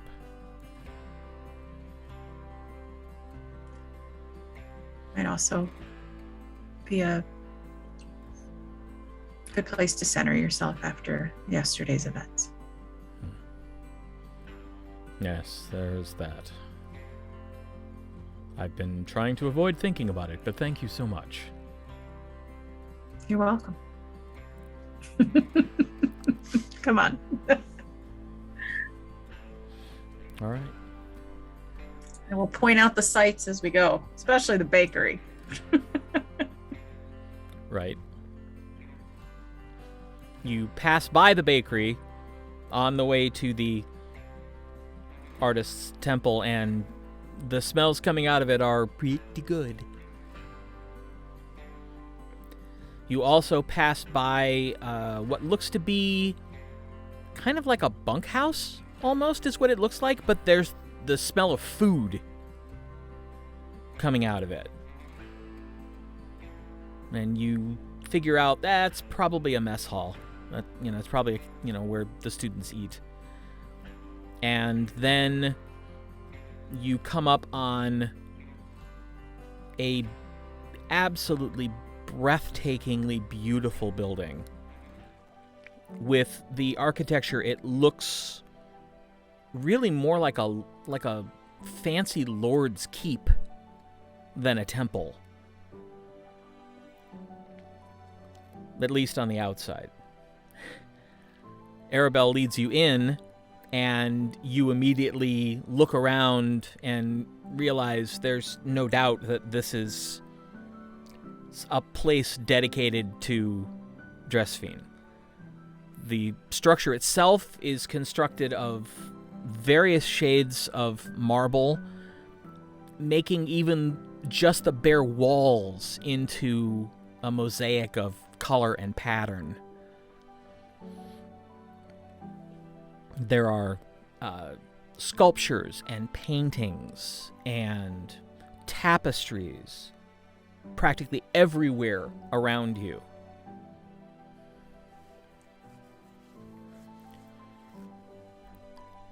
And as you walk in, you see a halfling walking down the aisle of the main chamber, and he's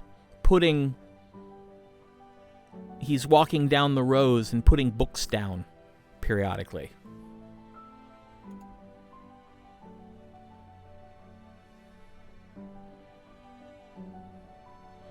Did we lose you? My computer blue screened. I was waiting. Oh! I was gonna say something if you took a little bit longer, but Yeah, I just like made this horrible sound and then just died. I'm like, whoa. Wow. That's not stressful or anything. Technology.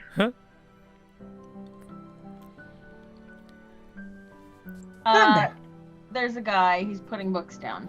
Yeah, there's a halfling in a blue robe, sort of walking down the pews, putting books down every so often. Make it to the temple. Yeah, you're inside. Okay. Excuse me. Yes. Hello. My name is Tasha. I don't know the rules really, but I am a bard. Oh. Well, welcome. Is this your first time here? Well, I came here once to test. Oh, yes. You're the... Oh, yes, you're the one in the army. I Yes, remember that's now. me. And I wrote a song about dragons. That was what... Tasha Greenvale.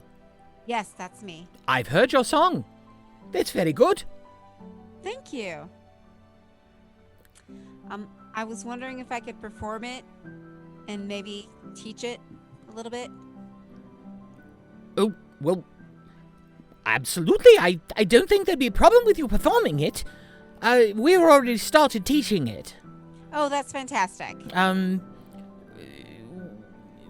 Yes, we've already started teaching it. We've actually had a visit from, one of them. What are the dragons? Really? Shh. We haven't told the students. Oh. Which one? I don't know. Color? Silver. Oh. He was large, wasn't he? So I'm told. I didn't get to meet with him. Ah. But he made his presence known to the Arch-Chancellor. And he told us, and he was quite impressed. By what? By him? Oh, yes. Well, they are very impressive. Ejasian? Asian? Ejasian? Maybe. Yeah, Eigein. Let me look here. I have it Or written down. Eigein. Ejain. Ejain. Okay. Yeah. Ejain. That was close. E-J. Yep. With a hard J.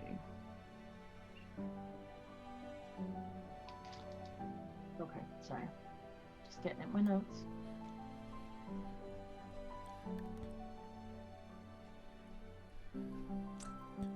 Well, Yes, he met with Chancellor Nokomis, and apparently, he was the Chancellor was quite impressed, and we were told to expect the song, and then the song arrived from Thunder's Edge, of all places. Mm-hmm. But we immediately figured out how to perform it to its best, and we started immediately teaching it. So I dare say some of the students may be a little sick of it at this point, but they know it. Oh wow. But I'm certain that we could arrange for you to. I mean, it's not often that we have the artist themselves here to perform their work. Well, I would be happy to do that. I shall have to check with my counterpart, and I will get the name as soon as I find the damn thing. So many pages. I will have to check with the Master Bard and see how their rehearsals are coming along. Perhaps we could perform it for you. Oh, that would be interesting. We'll have to see. I will find her and inquire, and I will certainly let you know. I assume you're staying at the Rest? Yes. Very good, very good. Ooh. And, young man, you see Athgarr is kind of like, you've never seen him kind of look awestruck, but he's just kind of almost trying to, like, not be noticed, but he still has his symbol of Dressfiend out from when he walked in. He kind of forgot. Can we see the Master Bard? Well, she's in rehearsals at the moment, but I'm certain that we could. Can your young friend speak? Yes, I can. I'm sorry. I'm a little intimidated? Yes. Awestruck? Struck dumb? Well, I wouldn't go that far. Well, clearly not. You're able to speak. And you are? I am Athgarr Tremaine from Thunder's Edge. Oh. No relation to the Lord, I assume. Well, actually, he's my father. Oh, I see. Well, welcome, young lord. And I see that you are also a follower of the musical lady. Yes, for quite some time. Well, then be welcome here. You have come home. Well, thank you. Thank you very much. He's a bit serious. Yes, he is. We don't hold it against him. Well, then I shan't either. Oh! Pfft. I've completely forgotten myself. I am, Master Boffin, Odo Boffin. This is my temple.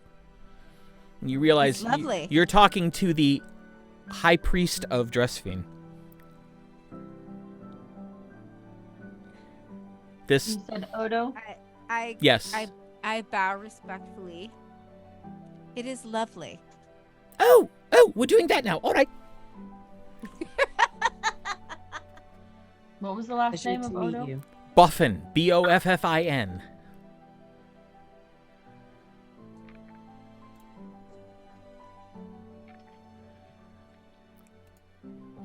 Again, I haven't spent too much time with other bards, other than Athgarr and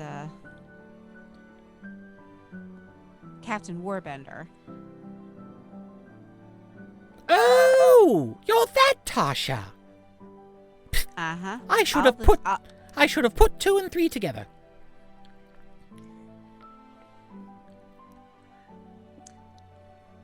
But it does feel lovely here. And you seem very capable and very wise. Well, I don't know about the wise part, but capable. Yes. I've been tending to this beautiful chapel for several years. I'm not sure entirely how long, but several. All right. Well,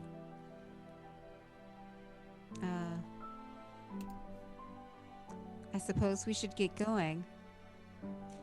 We have to go to the Temple of Tiraura. But you'll let the Master Bard know we're at the Respite, and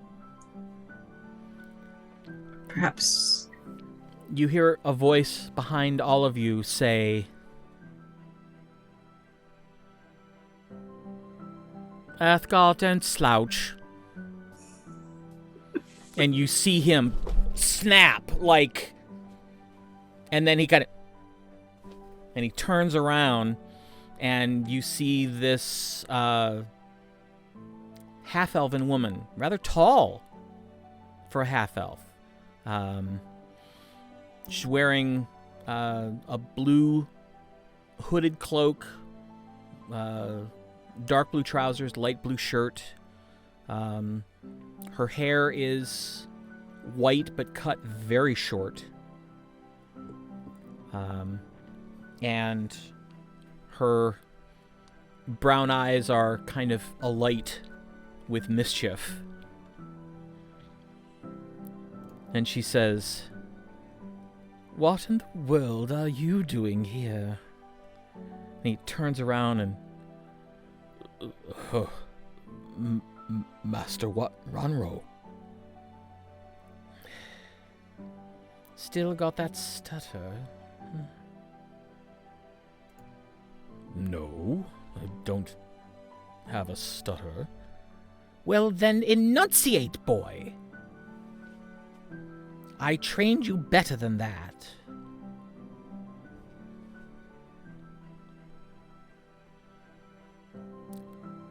Come to think of it, what in the lady's name are you doing here? Not what, but how in the lady's name are you here? How did you get out from under your father? It's a bit of a long story. We helped. A little. Did we? We did. Yes, I remember you. You trained... Yes, you trained outside the island. And you came here... Yes, and you came here for testing and did rather well, as I seem to recall. Thank you. You are... I'm sorry, I don't remember your name. Tasha Greenvale. Tasha Greenvale, yes. Warbender's apprentice. Yes, ma'am. Well, welcome back. Thank you. Perhaps this time you might stay a bit longer. Maybe absorb a little bit of what we have to offer here. Sadly, we can't stay. No, we're...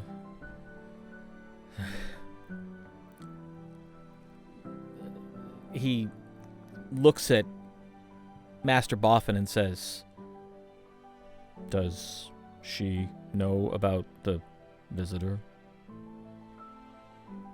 The visitor? Oh, yes, she knows. Yes, I know. How do you know? Well, that's kind of why we're here. Well, 4 out of 5 of us actually freed the dragons. Yes, Joelena, these 5 people are the 4.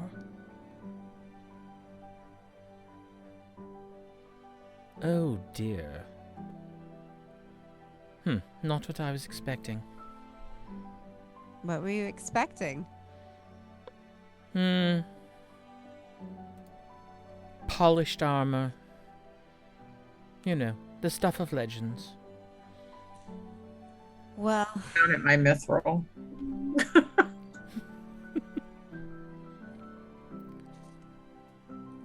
adventuring is dirty work. Yes, I know, but it's work that... it needs some embellishment before it's translated into song, otherwise it tends to bore people. But then so much of the truth does. I'm sorry, who are you? Oh! This is the Mastersinger. Joylena Ranro. Yes. Nice to meet you. The former tutor of young Lord Tremaine. Oh, that must have been entertaining. Joylena Ranro. Our understanding you're familiar with Tasha's work. Her song about the dragons is being played all over Aecathan. Oh, I didn't put 2 and 2 together. Of course. Yes. We've just come from a rehearsal. Excellent. It is, it was a challenge adapting that for a 4-part a cappella chorus. But so far it seems to be coming along quite well. Wow, that sounds really cool. I'd like to hear that. Well, if you're here in the morning, you're welcome to come in for rehearsal. Ooh. I would really like that. I'm sure the students would enjoy meeting you. There were some questions. Many of them question the veracity of the tune. And of course, we're not allowed to tell them what we know yet.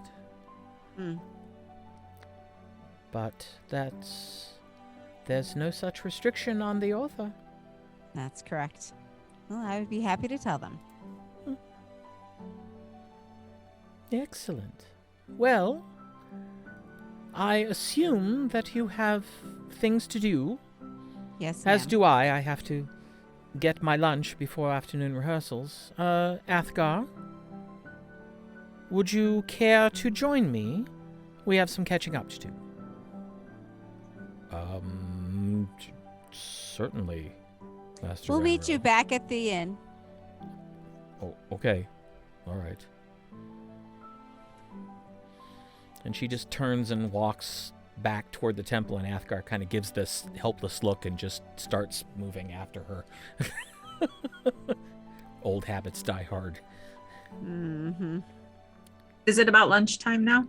It's getting there, yeah. We can go back to the inn and eat before we head to the Heart Temple. That sounds good. Let's do it. You're also, if you are of a mind, you're welcome to simply duck into the commons and have lunch there, although I expect to be stared at. What do you think? Inn or commons? It's Inn. probably inn. You don't want to be stared at? I don't. All I think right. the inn would be more comfortable for everyone. Well, then let's do that. And much quieter than the commons. Well, that's true. Yep. All right. As you make your goodbyes to Master Boffin and head back to the inn, that's where we're going to take our break. So don't go anywhere. We'll be back in 15, and we'll see what else the Faelefiri Sanctum has to offer. So, see you in 15.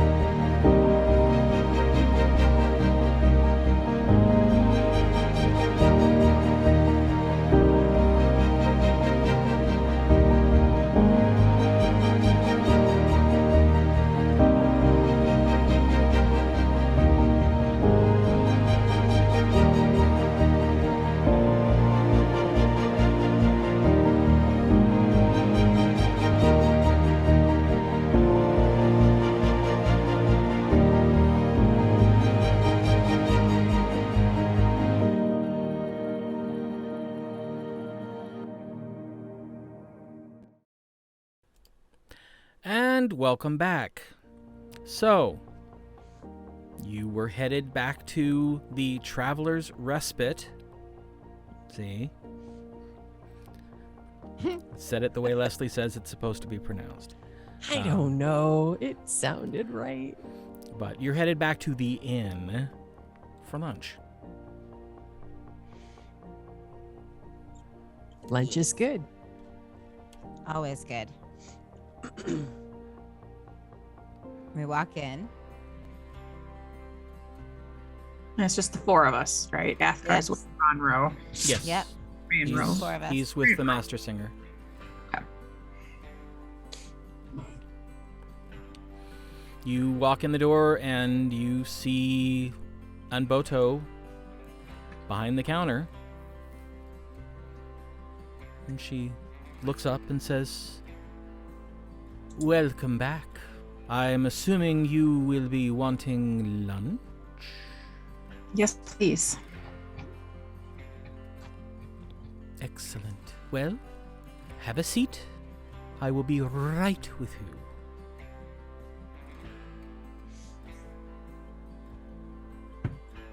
I sit. Me too. So she comes out about a minute later. And she says, "Well, today we have a lamb noodle dish with a glass of cherry cider that it pairs with quite nicely. We have a spiced carrot, potato, and onion pie. And we have herb chicken with garlic potatoes that pairs quite well with the cherry wine."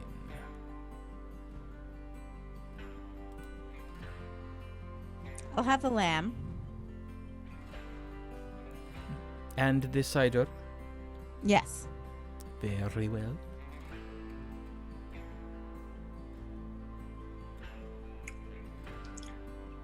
Carrot and potato pie. And what would you like to drink with that?" Cider's fine. "Excellent. I'd have like the same, please. Very well.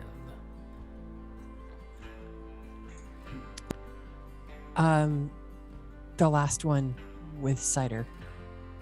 Ah, the chicken and potatoes with cider. Sure. Very good. I will have the drinks out to you shortly. The food, a few minutes." Thank you.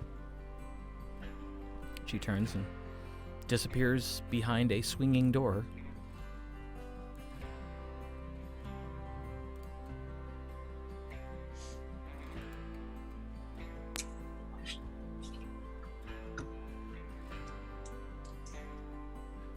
So, I'm not as nervous as I was the last time here. So, No tests today. no test today, which is nice. So, this is a nice place. I like it. you do notice that even though it is relatively warm outside, there is a fire crackling in the fireplace across the room. You don't feel a lot of the heat from it, but you can smell the wood smoke and you can hear the crackling. Like I said, it's very homey. Mm-hmm. Tasha, Yes. I can't remember which of the people at the temple mentioned it, but did one of them say that Warbender was who trained you to become a bard? He did. I wasn't aware he was a bard as well. He is. Yes. He's the one who saw aptitude in me. Aptitude or attitude? Yes. Mm-hmm.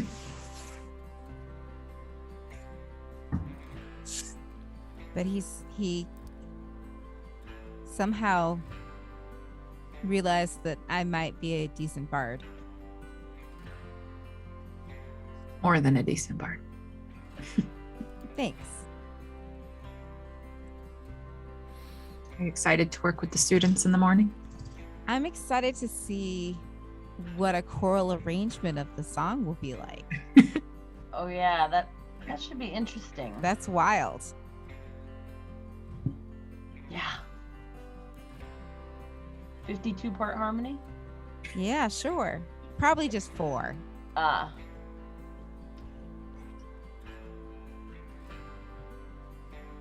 And Boto comes to the table and puts the drinks out. Thank you. Thank you. And she heads back into what you assume is the kitchen. Do you think she makes everything herself? I think that some of the students work here. Okay. So maybe, I mean, they're probably in class right now, but or at lunch, but maybe they come and help get things ready. Kind of like at the wizard school or the tower. Yes. At least the beds here are much more comfortable than the beds in the dormitories. That's true. I think the rule of thumb should be stay at an inn. Get that chance, yeah. Yeah, I was trying to arrange with Father Dilbiss an alumni drive for better beds, but haven't gotten very far. That's funny. Right? I mean, I know we're supposed to be devout, but we don't have to be uncomfortable. I can agree with that. But I mean, if you become an adventurer, then you might want to have to get used to the idea of sleeping in uncomfortable places. Yes, and not being attached to material possessions and things. Yep. But you could be comfortable. Yeah. You could. Must be why I was so excited to take mattresses with us. Right. Mm-hmm. Which we don't always get. No, it's No. not convenient to pull out the portable hole, but No. No. it's nice not to sleep on the ground. Yes. So, we've already been to the Temple of Dressfiend. So where did you want to go next? I'd like to stop by the Heart Temple, which is the temple to Torora. I have a few thanks to give after yesterday. Yes. I'd like to go as well. And then I thought we'd stop by Costas's temple. I It's- think that's an entertaining idea. An interesting temple. Really? Yes. Well, I look forward to seeing what that looks like. It's everything you would expect from Oof. Costas. And now that we've met him, it makes even more sense. Mm-hmm. It made a whole lot of sense to me the first time I was here, but now it does. And then there was talk of a bakery, right? There is a bakery, the Devout Bakery. And the market is right across from here. Maybe tomorrow before we leave, we can pick up some cider and some fresh cherries for the road. That sounds lovely. That does sound good. The door swings open, and Boto comes out with a very large tray, sets it on a table next to yours, and begins to dole out the meals that you ordered. The portions are quite large. Well, Wow. this will keep us tied over for a while. If you should desire anything else, simply let me know. Otherwise, enjoy. Thank you. Thanks.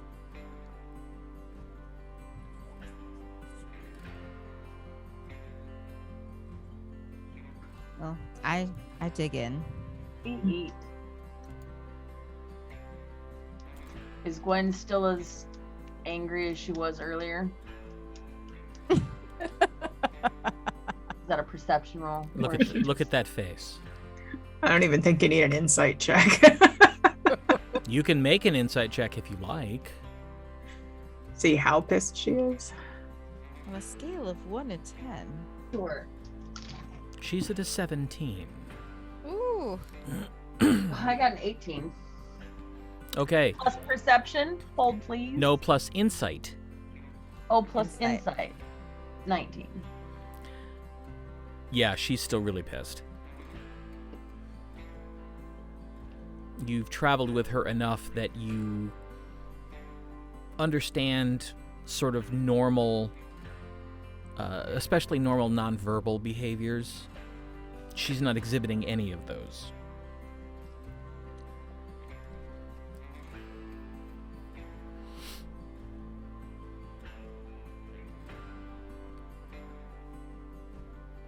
That's unfortunate. I was going to say, either of Tasha or Aribell, you're welcome to make insight checks too if you wish. I mean, if she's sitting there and She's unusually quiet. 21. Oh, yeah. Tasha, you recognize she's fuming. All right. 11, but that may be enough. She doesn't look happy. Too funny. Do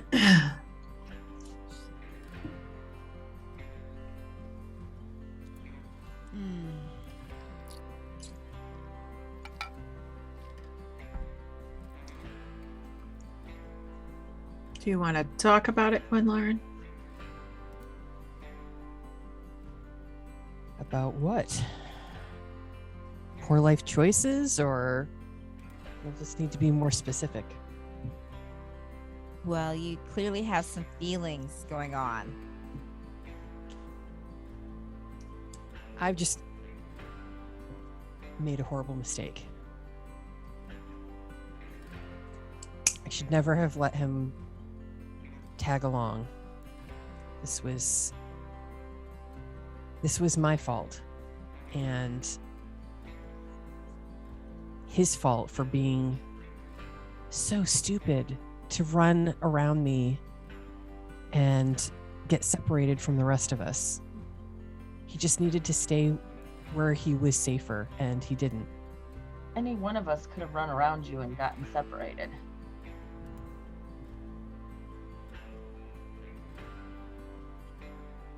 And it was his choice to come with us.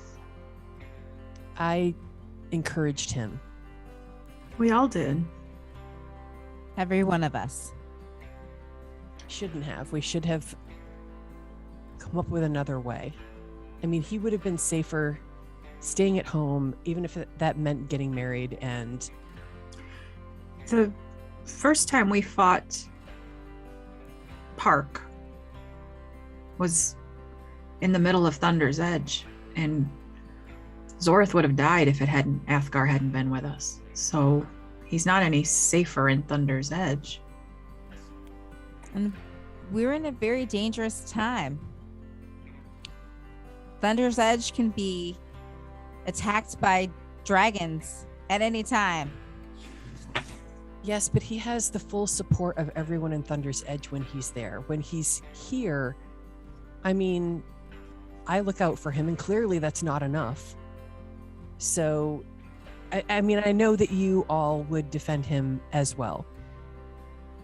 But you have to admit that the things that we're doing, we're taking more chances than most. And he would certainly not be taking that same level of risk if he were at home. But if he were home, he would meanwhile be whining and dining and meeting all of his father's prospects for his upcoming nuptials that nobody wants him to have. Maybe he'd find happiness among them. I mean, we don't know.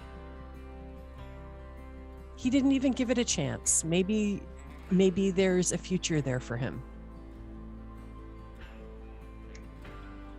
But clearly, we can't keep him safe. And he's my responsibility. He's always been my responsibility, and I didn't protect him. I'm sorry that you feel that way, but he is not your responsibility. He is. He is a peer. He's a peer. And we are responsible for everyone in our group. But it was his choice to come with us. We didn't even know he was coming. How could we send him home when he came of his own volition? We encouraged him. I encouraged him. We did. He wouldn't have thought of this if it hadn't been for my suggestion. But he came up with a way to do it himself. He is now an apprentice, and his new mentor sent him here. Sent him out on his own, and then he chose. No, so if anyone's to blame besides him, it would be Arelakis. Yeah. Arelakis didn't send him out on his own completely, because he could have. He sent him with us. He knew he was going to come with us. Yeah. And when Athgarr was in trouble, you got me to him. I nearly didn't. But you did. I had to choose. I had to choose between him and you, and I chose him, and I left you on the other side of that wall. I mean, it won't work. That's unacceptable. If any of us had been stranded on the other side of the wall, would you have come over for us? Yes, but... And we would have done the same for you. There would have made sure we could all go together. I left you there with an enemy attacking you, and I left you to go see to him. As we would expect you to. But that's... My loyalty when we're on a mission together should be to the fore.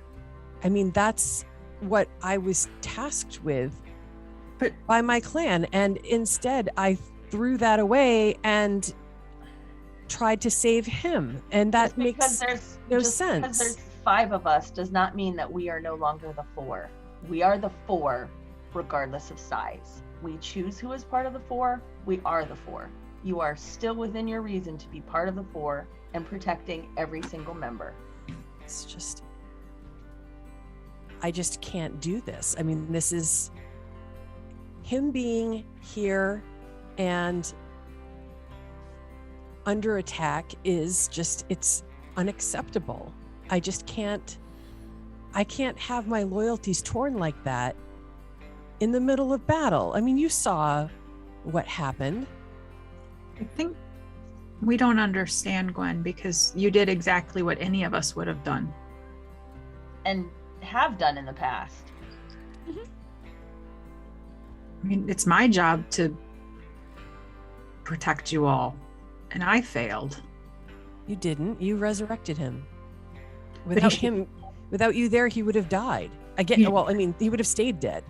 But he should never have gotten that far on my watch. So be angry at me, not yourself.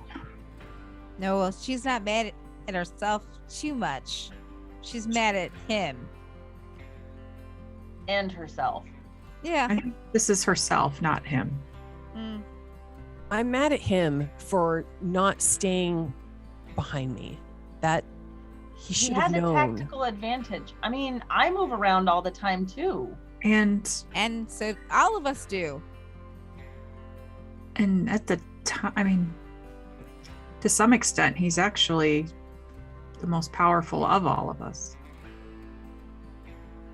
So the problem is that when he fell, I didn't think about tactics or strategy or what would be best for any of you. I thought about getting to him, and that is a problem, because that means that you can't rely on me to do what's right for the group. if my focus is on keeping him safe. And that's not fair to any of you. You should be able to count on me to put you all first. But he's part of us. Yeah. And unfortunately, you're looking at this through recently traumatized eyes. This is very fresh. You are feeling real feelings about having your very best friend. We're your friends, but he is your very best friend. Suddenly taken from you. It's going to affect you. You did everything in your power to keep us all safe. We all did. And we all survived. Thanks to lucky. We got really lucky. We are a very lucky group. We always have been. Are pretty lucky. I can't see him traveling with anybody who's luckier than us. Nope. And we do a pretty good job of trying to catch each other's backs, even if it's after the fact. You make some good points that when I am less angry, I'm sure will make a lot of sense. But I think I just need to talk with Athgarr, and if I do, and I explain what happened and the situation, then he'll understand that I can't have my loyalties divided like that, that he needs to go home for the good of the group. I'm sure he'll see reason, that he'll understand that this really is what's best for everyone. It keeps him safe, and it allows me to keep my focus on all of you, and things can just go back the way they were before this happened. Probably not. No, yeah. Unfortunately, you're probably the only person that's feeling that right now. I do definitely not think that he should go back home right now. But you don't think it would be in his best interest? I don't. I think it's up to him to decide, and I don't believe that he's going to decide to go home. He is wanting nothing more than to travel and see the world. And he is finally, through figuring it out himself and becoming a disciple of the sorcery, he's finally figured out how to achieve his lifelong dream. Surely he'll see reason. And there have that conversation with him. There's so many ways he can travel the world that wouldn't be this dangerous. So he could take a honeymoon, right? He could search the world for the perfect person for him. Well, it's a lot less dangerous than what we're doing. Part of the whole conversation you had with him about not being stuck marrying to somebody and now you're changing it on him will be very confusing for him, I'm sure. It's not that I want him to marry whomever Lord Tremaine picks for him, but he can, I mean, we're not exactly introducing him to a lot of eligible people right now. Surely he can find someone on his own. If he goes to a city. Whoa. When we leave here, we're going to Aribell. So he can stay there. That would be perfect. He can just stay there and mix with the nobles that Lady Aribell will introduce him to, and he will be safe. Except for dragons attack Aribell all the time. I feel like you're grasping at straws. Sure, he'll see sense. I don't think that we're going to get through to you at the moment any more than you're going to convince him. He has to see sense. He has to understand that this isn't going to work. Okay. I agree that you feel that way. while you've been talking, everyone but Zorith noticed but really didn't mark a bit of a cooler breeze drifting through the room. I turn. Well, this happened while you were having this conversation. Oh, okay. And you hear a voice, one that's very familiar, especially to Aribell, say, "Oh dear, matters of the heart are never easy to sort out, are they? Hello, my dear." Jump up and kneel down. And you see Father Dilbiss. Gwenlaryn, you see this rather wizened old gnome wearing sky blue robes, spectacles perched on his nose, hugging Aribell with obviously great affection. He's so cute. Well, she hugs him back. It is so good to see you. It's good to see you too. I was quite surprised to hear that you were actually back on the island. I had an opportunity to speak briefly with Master Boffin, and he told me that you had stopped by the temple and that you were likely coming back here for lunch. So I decided to skip my lunch with some of the others and come here to find you, because I'm afraid I won't have much more time until this evening. I did forget you'd be in class after lunch. Yes. It's a busy day. Let me introduce you to our new friend, Gwenlaryn. This is Father Dilbiss, my mentor and friend. A pleasure to meet you. Oh, the pleasure is mine. Welcome. Will you join us? Oh, certainly. I probably should eat something too.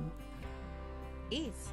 And Boto, could I have what she's having? And he points to the food that Gwenlaryn has. You can have mine. I haven't touched it. Oh, no. I can certainly get my own. Of course. It will just take a moment. Thank you. So, what brings you back to the island? We're kind of making a grand tour of Aecathan. Have you heard the song about the dragons? I've heard bits and pieces. I will admit I've loitered near Master Ronro's rehearsal chamber to try to catch some of it. So I've heard, well, I know I've heard what I believe to be the chorus and probably parts of 2 different verses. We know it's been spread through the far lamps, but Tasha has been performing it all over Aecathan. Oh, well, I wrote it. really? Well, color me impressed. From what I have heard, it is a lovely song. Thank you. And apparently true. Yes. Yes. It's all true. Yes, apparently we actually had such a visitor. Ooh. Although I was not party to the discussion, no one was but the High Curate. But she informed the rest of us afterwards and informed us that apparently the song was factual and that we were right in beginning to teach it to the novitiates, as well as the Dressfee knights learning it themselves. Although I do wonder, perhaps at some point you will arrange to let me hear the original version. Oh, of course. Master Ranrose is a bit overproduced for my taste. But that's what she does. Well, I'm hoping to perform it tonight. Oh, excellent. Well, if that be the case, count me in the audience. Yes, but yes, we've met. How many dragons did we meet? We had audience with the leaders of each of the families? Septs. Yeah, so but we met most of them in a roundabout way. They're large. Well, yes, I understand that from Master Nokomis's description, and I'm sorry, but I simply can't appreciate. I don't think that enormity until I am able to see it with my own eyes. There comes a point when one is as slight as I simply cannot imagine beyond a certain size. And, well, this would be one of those times. But apparently it took up almost the entirety of the sanctuary of the Citadel. Mm-hmm. We've discovered that most of the capital buildings or large city buildings are so large in order to accommodate the dragons. It seems in the past they were frequent visitors to provide counsel to the leaders across Aecathan. Mm-hmm. That's fascinating. To think that our ancestors had regular contact with such unbelievable creatures. That's... And not that long ago. No, the spell that put all of the good dragons in stasis was what caused the shattering. Oh my goodness. I simply don't know how to respond to that. In one fell swoop, you have returned a semblance of balance to this conflict and solved the greatest mystery of our time. We kind of, just kind of stumbled on it. Well, it seems that the goddess is indeed watching out for all of you. She has been with us every step. Yeah. A couple gods, really. Well, of course, the Lady of Song would watch out for you. Mm-hmm. I expect she had her hand in the creation of this tune of yours. Oh, I am sure that she did. I'm good, but I'm not that good. But Aribell, do you want to tell him about the other god? Other? We also had a interaction with the avatar of Costas. He taught me how to swim. He stops eating, puts his utensils down on the table, crosses his hands. You met the god Costas. He actually helped us free the dragons. And he taught me how to swim. And he taught her how to swim. And it was the avatar, but still. Well, that is how they appear when they come down to the mortal realms, but I was under the impression that such direct influence was not allowed. He did seem to think that he was going to get in trouble with his mother. He also did find us entertaining. He certainly did. His mother, you mean? The lady. Oh.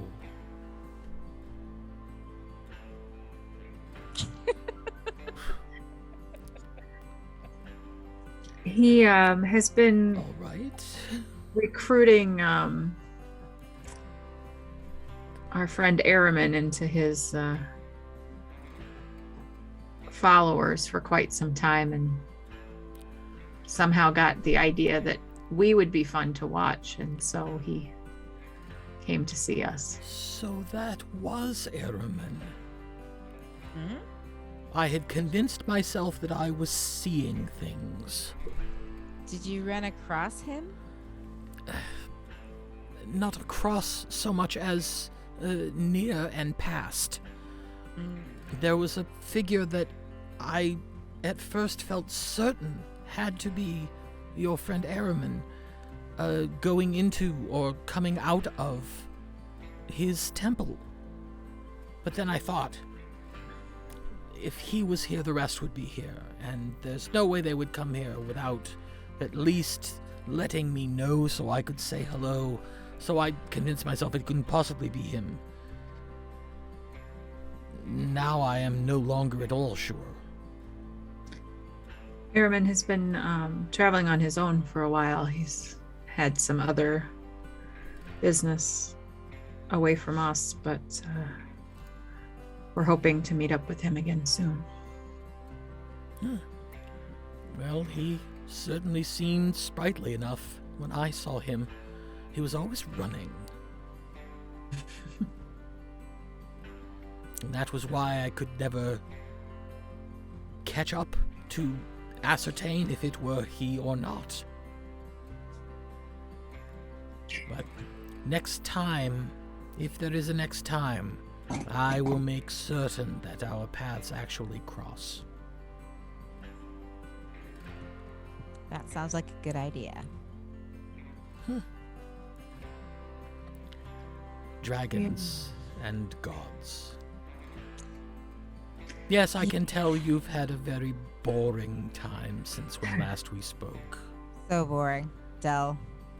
It's funny. Sometimes the biggest things we face haven't been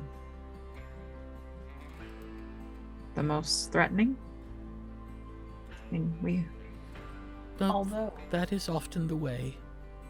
It's the smaller things that sometimes have more import, or at least are more keenly felt because of what they represent rather than what they actually are. we did fight a red dragon. Yeah, we killed it. Yeah. the dragon attacked Sandy Cove. Oh dear. Were many killed? We didn't have the exact number before we left, but it didn't seem to be as bad as it could have been. I'm certain because of your intervention. Well, I will make inquiries and try to determine if we should send help. I know Lord Bonethane was sending a garrison or Two some garrisons and a wizard. Yeah. Of course. We actually probably could ask. We could probably actually find out if anybody was actually hurt bad, but we haven't yet. It's been kind of busy. I mean, that's been less than a few days, and we've been go. We arrived in Costed's Wave on our way here, and were immediately contacted by the captain letting us know that Sigrith had been kidnapped. Iala's shipmate. Yes, but we were able to recover her. Oh, They are here. Not without casualties. Wait. They're here? You mean Yes. the sprite is docked on the island? They brought us, yes. Yes. Little scamp? She didn't She's- let me know. She was going to surprise you, so please act surprised. Very well, I will dissemble appropriately. It will be She's good excited. to see her. She's excited to see you. But you said something about casualties. But you are here. We are. Our friend Athgarr, who travels with us, fell during the battle, but I was able to revive him. Interesting. The Lord of Thunder's Edge has a son named Athgarr. That would be him. The very one. He's with Master Ranro right now. She tutored him for a bit. Yes, I know. She's spoken of him. That's how I am aware of how. I'm confused. It was my understanding that he was quite under his father's thumb and locked into his duties in the city. We helped him loosen the grip just a little. And look what that got him. Is he Oh, is he alive now? he Yes. is. He is fine. Barely. Well, then, a fright, of course, but with the power of, was it you, Aribell, who brought him Revived. back? Then the power of the lady saw to his continuation. His destiny is not yet at an end. Indeed. It's still a reminder that how close we came to losing him, and that's very frightening.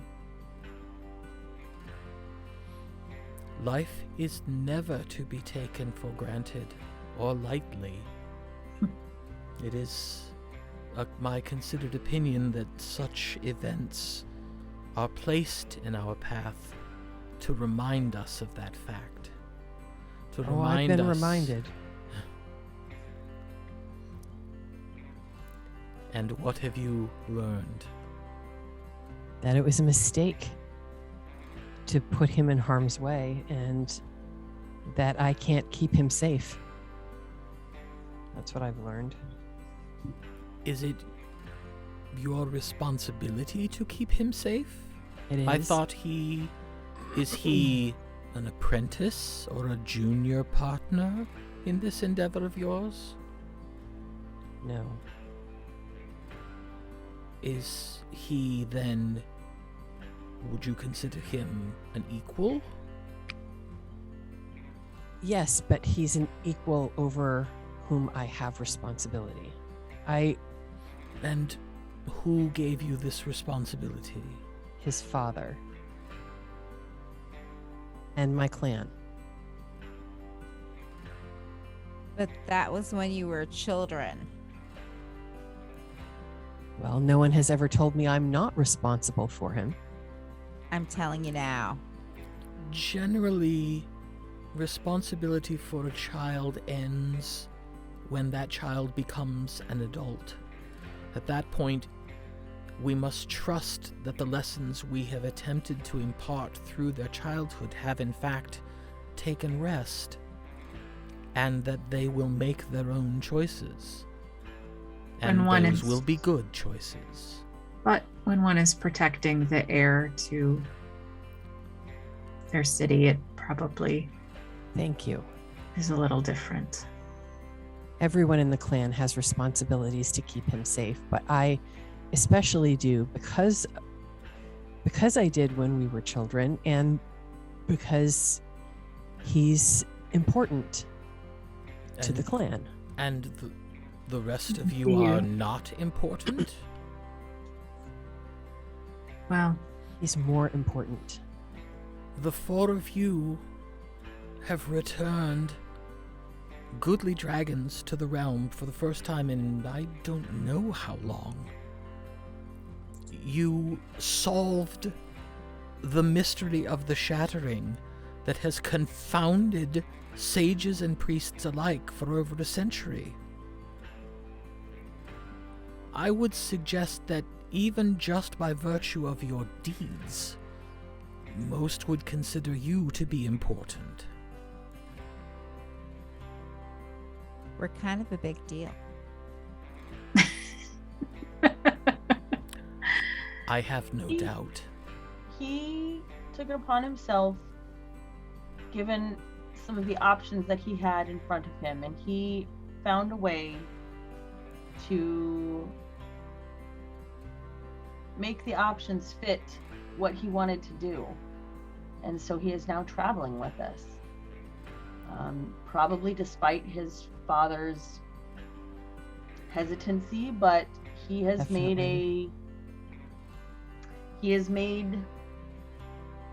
chosen something that will allow him to come with us through his own actions.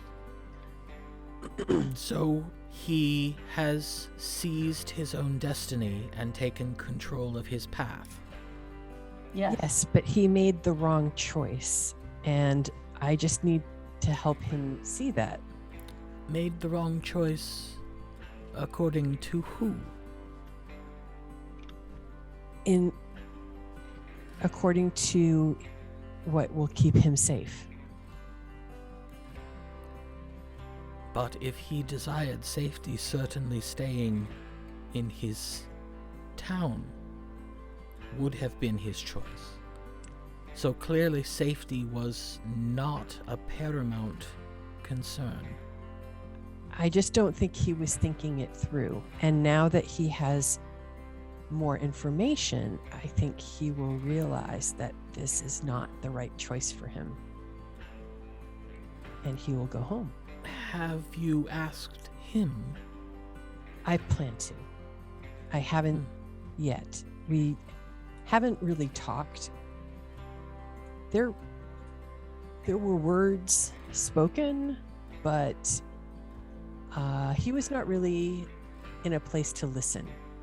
So now I think he will be able to listen, and I can explain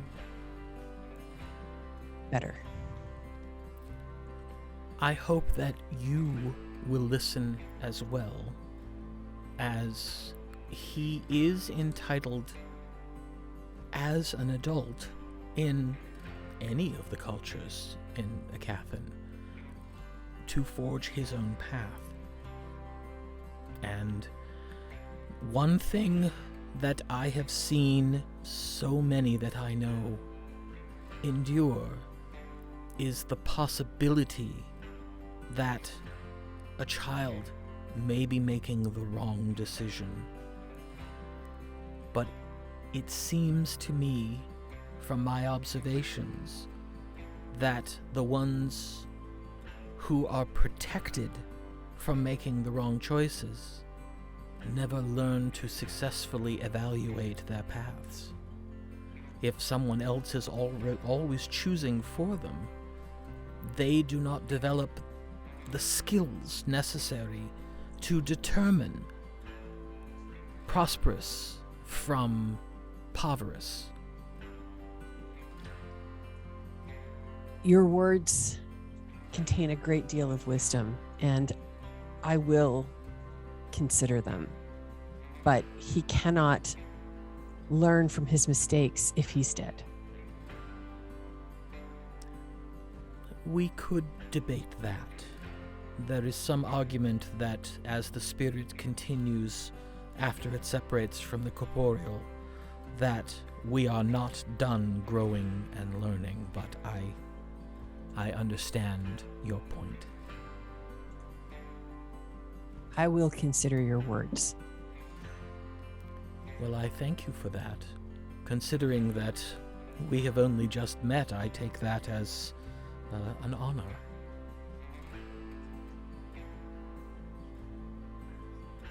Father, I know I'm not your student anymore, but I know we talked about these things in classes, but it's different actually using the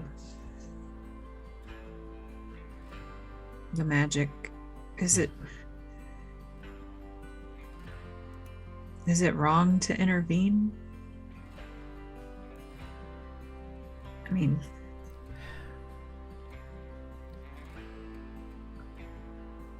this is a much debated issue, and each religion has a different view. But from my experiences, I believe that the Lady gives us the power to intervene and trusts us with the wisdom to use it. Another point that was made by a visiting priest and scholar from the Citadel, a priest of Pharos, claimed that part of Pharos' awareness is the trajectory of a spirit, including that time spent attached to a corporeal being, and that intervention, as you so put it, is factored into the long view of the trajectory. And so his stance was that there is a time that everyone will come to meet their chosen source of faith and will be judged according to the way that they lived and the tenets they lived under, but that nothing that we mortals can do will change that date. So if you were able to revive the young man, if his life is not done,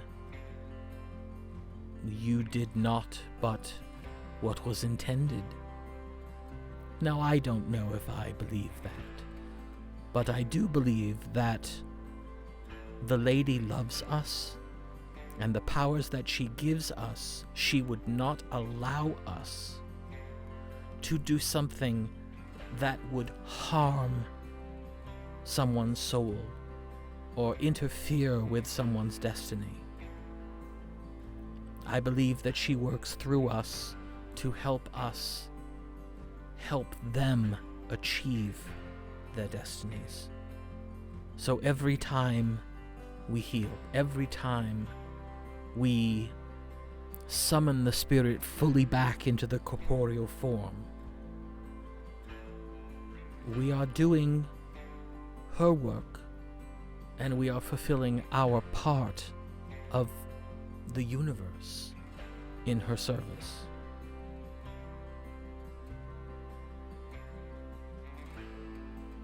Thank you. It's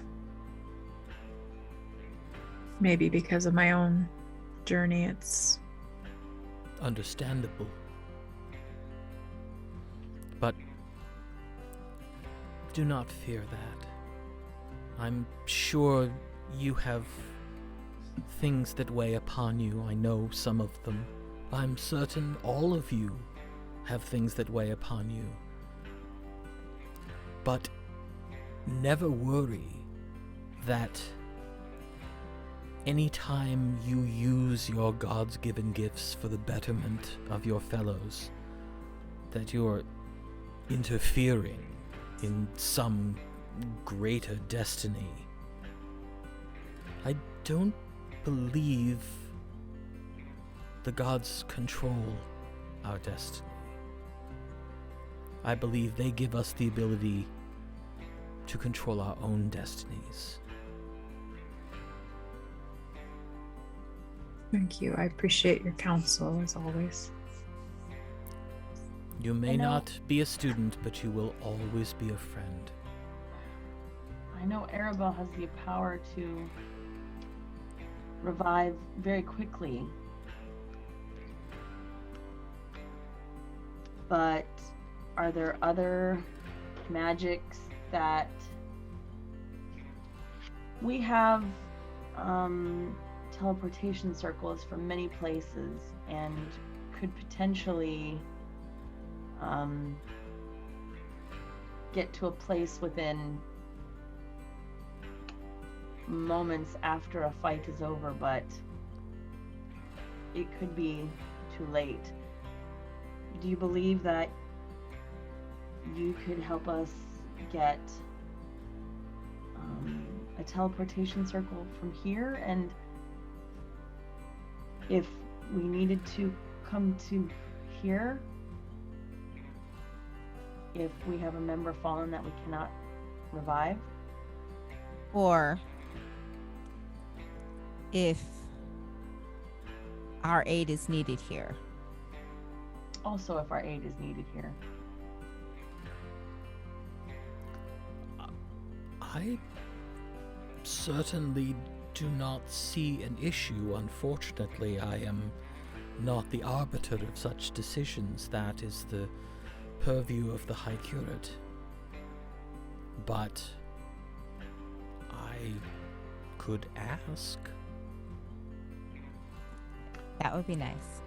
We have the Tower of Azinor, we have Erma, we have Thunder's Edge, and we have Romani Keep.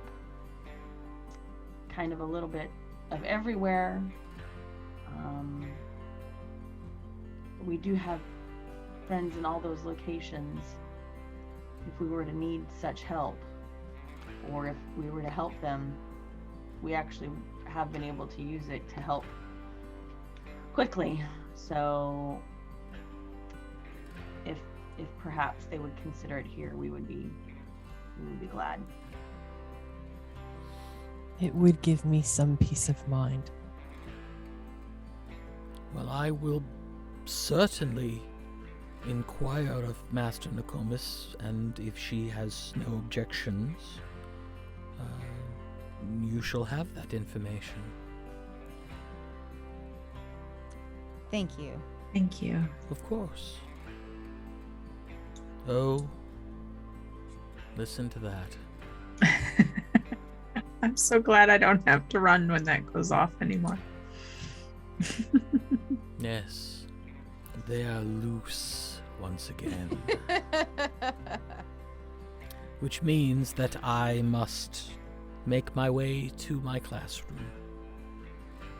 But it has been so wonderful seeing you again, you three, and it is a pleasure to make your acquaintance, Lady Gwenlaryn. Thank you.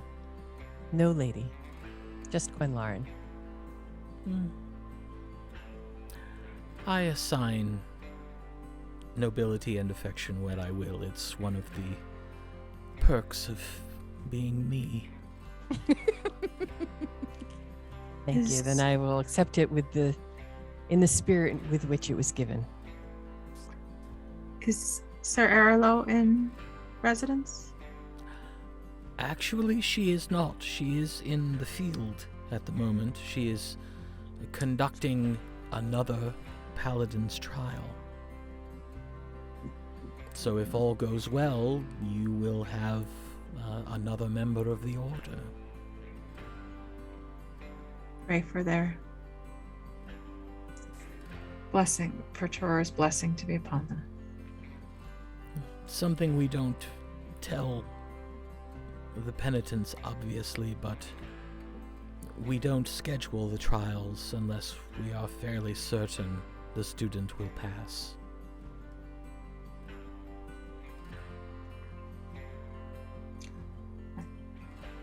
Doesn't make it any less nerve-wracking for the student, I can assure you. Of course. It is a very important step, and not to be taken lightly. If they were not... Well, honestly, if they were not scared witless, it wouldn't be appropriate. Our next pass-through, perhaps, we will be able to see her. I'm sure she would enjoy that. She has, as she has been able, followed some of your exploits and has indicated that she was not displeased with your performance. Which, as you know, for Erlo is akin to standing on a table and shouting hurrah. Well,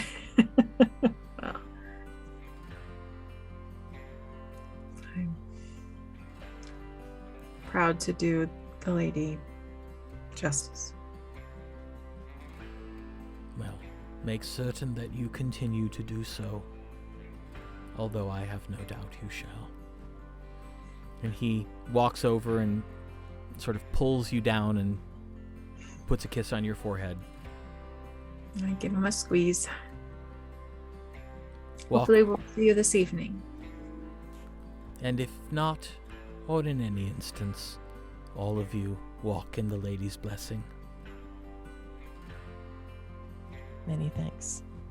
And he turns and kind of shuffles out the door. And as he opens the door, you hear the sound of people, young people running, shouting. Zorith, you realize that this is a completely different situation, but it sounds like in between classes at Azenor. So glad we don't have to go through this anymore.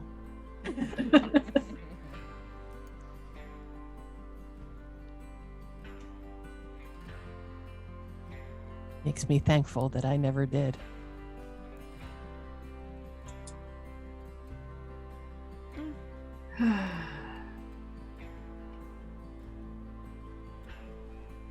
And Boto comes, begins to clear away the dishes. Would you like anything else to drink before you go? I'm good, thank you. Me Very too. well. Then I will look forward to seeing you this evening. Enjoy your day.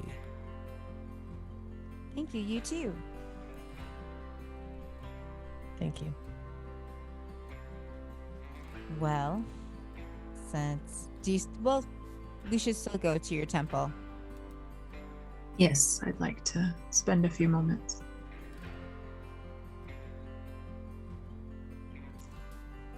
I push myself away from the table and stand up and say, shall we? Let's go. We pay them, or do we tip them, or how does that work? We would leave money on the thing, right? Yeah. Yeah. Okay, good. Well, since you're staying there, the meals are just added to the cost of the room that you'll settle up at the end. Oh, good, good.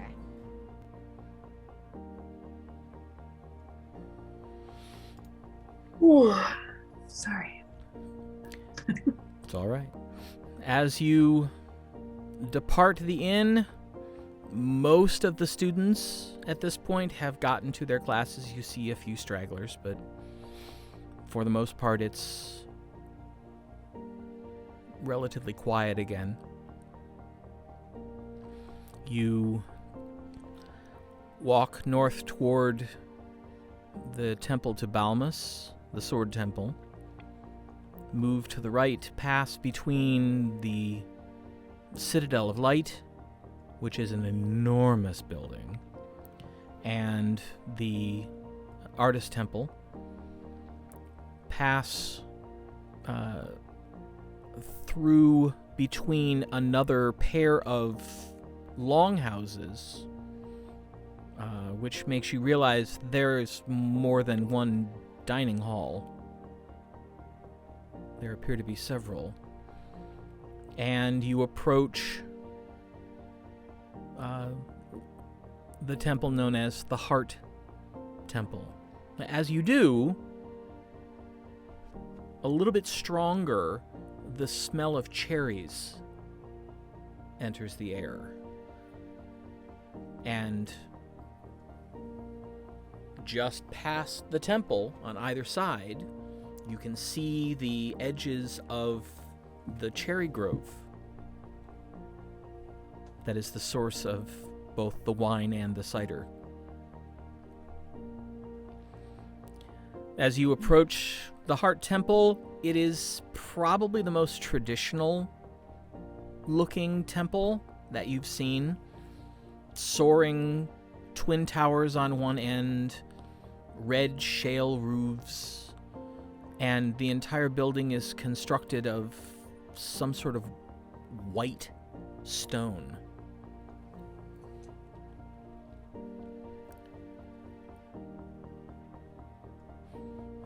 As you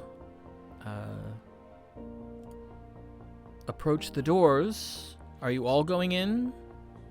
Yes. All right. As you approach the doors and open them, you see inside a beautiful chapel. Candles everywhere, beautiful stained glass on all the walls, except at the back, behind the altar, the windows are mostly clear to let the sunlight in. You see several people seated here and there.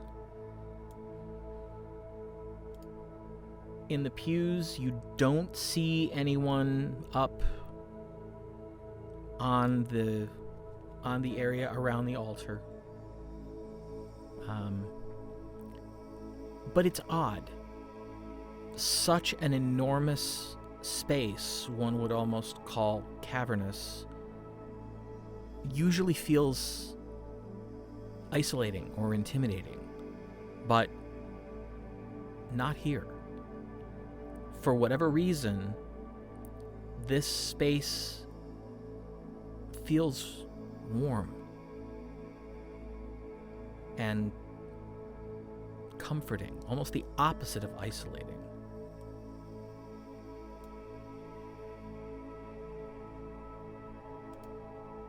So, what would you all like to do?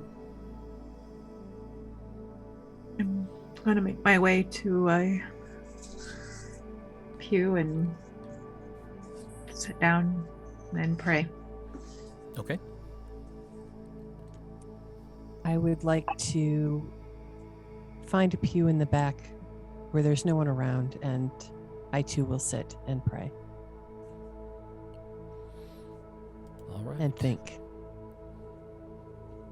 I'm gonna go outside and play my lute. Okay. Find a nice place to sit. Someplace on the grass, and it's relatively warm. You begin to play.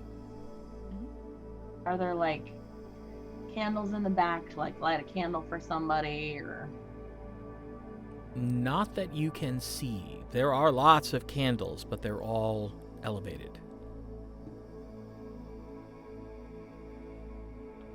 I look at all of the candles and I choose like a candelabra that's super close to the back, and I like prestidigitation them to turn them out and on again.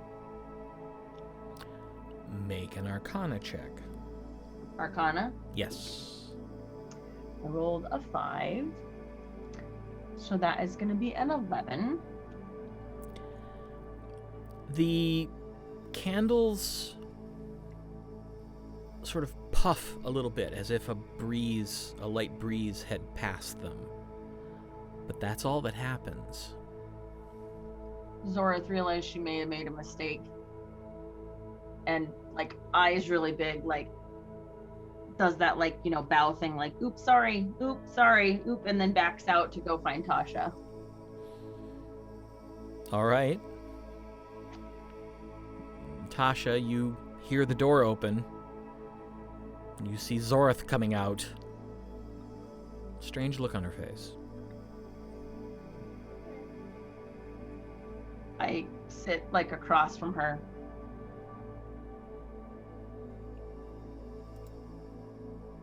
Just sit. I just keep playing. Yep. All right, so the two of you that are still inside, how long do you stay? 20, 25 minutes, probably. 20 minutes. Okay.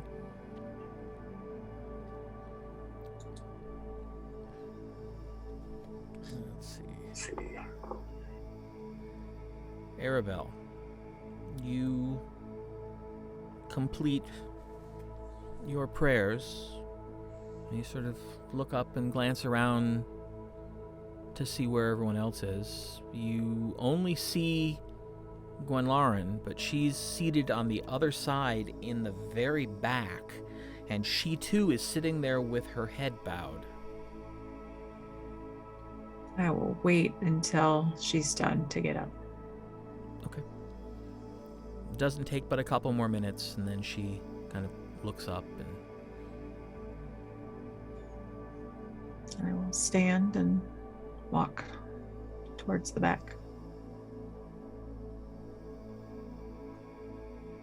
Have you finished your prayers? I have. Are you ready? I am. I've had much to consider.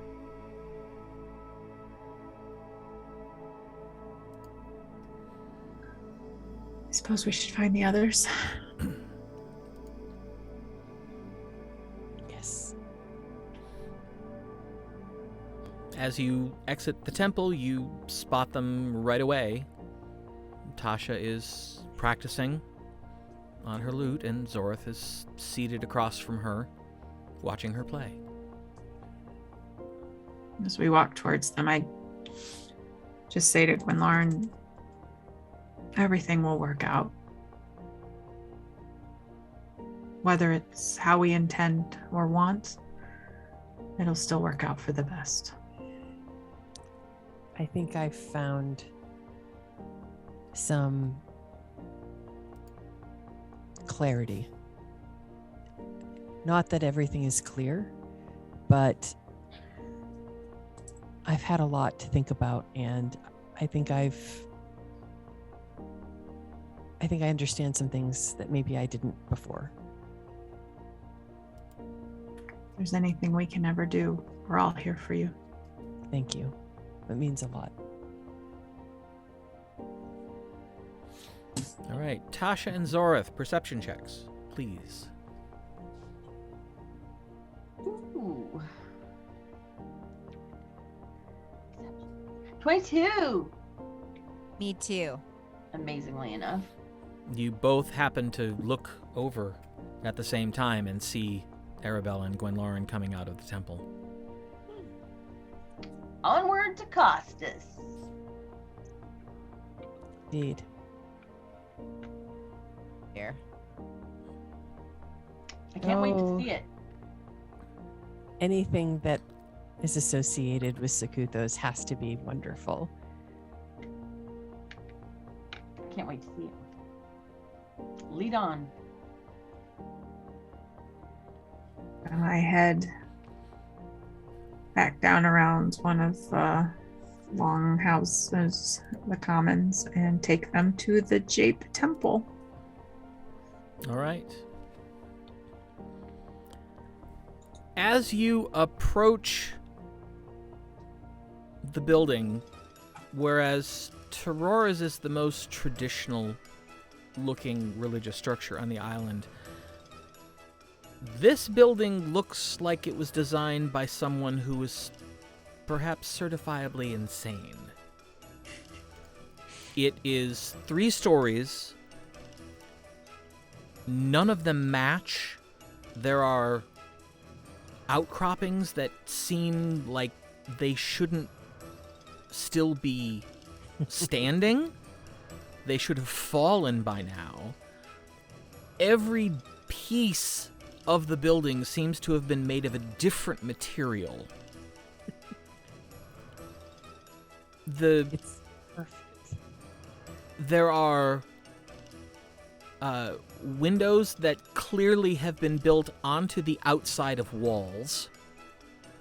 And as you approach, you do a quick count and realize there are 7 doors leading into the temple. Ooh, let's all try a different one. Okay. I go for the far left. Okay. I'll go for the far right. All right. I go for the second one on the left. Okay. Take the middle one. All right.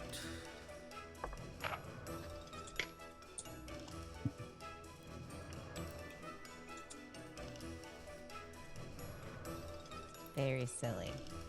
Tasha, you open your door, and there's a wall. Ah. Very cute. It appears to have not actually been a door leading anywhere, or at least not at the moment.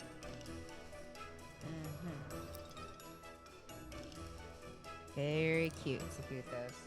Zorith, you go to open your door, and the handle just turns, and the door doesn't seem to actually open. I laugh. And look at for the other people. Aribell, you go to reach for the handle on the door and realize as your hand touches the wall that you are actually looking at a painting of a door. Very, very realistic, but it is a flat surface.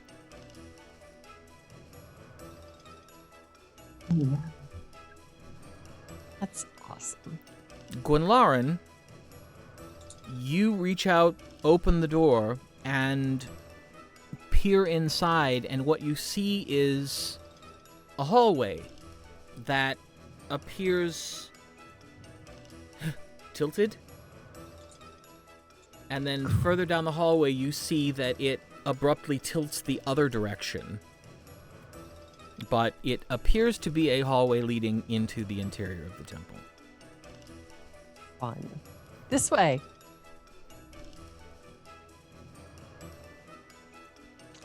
Well, I follow her.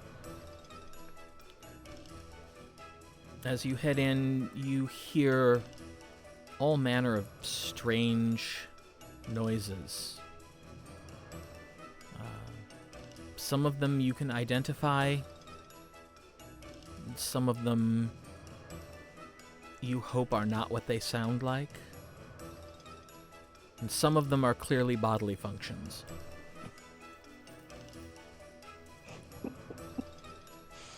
And eventually, you make your way down this hallway and you emerge into the sanctuary of the Jape Temple.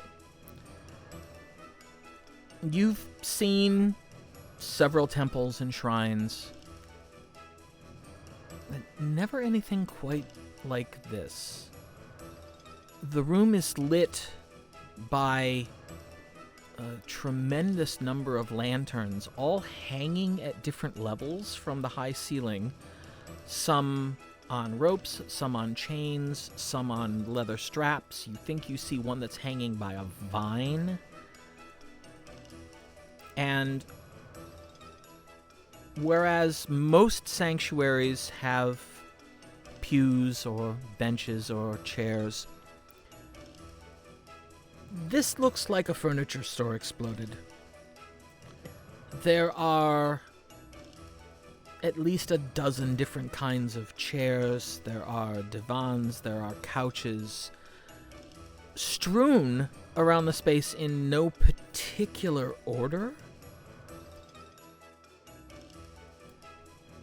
And there are bare seats, there are seats with thin cushions, seats with thick cushions, and couches that actually look more like beds with armrests than anything else. They're so fluffy.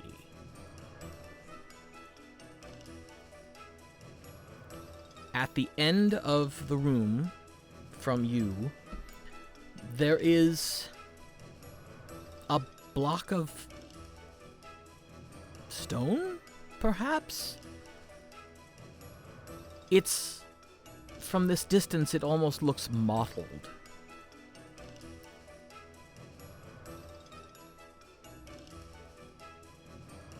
So, what would you like to do? I jump on the furniture and bounce. I want to walk closer to the block of stone. All right. As you move closer, you realize that two things. One, the block of stone isn't modeled. It's a conglomerate of perhaps dozens of different types of rock. And that beside the altar, about 5 feet to the side, there is what appears to be a statue of someone dressed in full plate mail. Dark metal, standing upright with its arms at its side.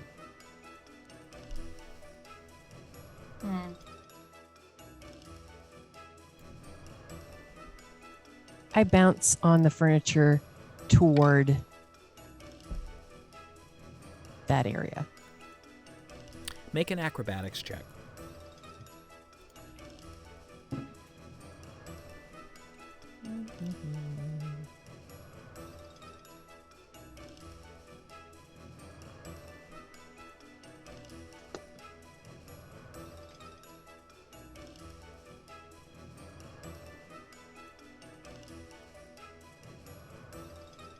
$26. You are able to do so, including actually executing a couple rather slick-looking flips on some of the more buoyant pieces of furniture. That's awesome.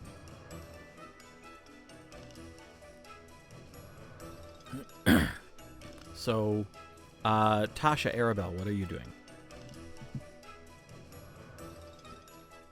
Not bouncing on the furniture.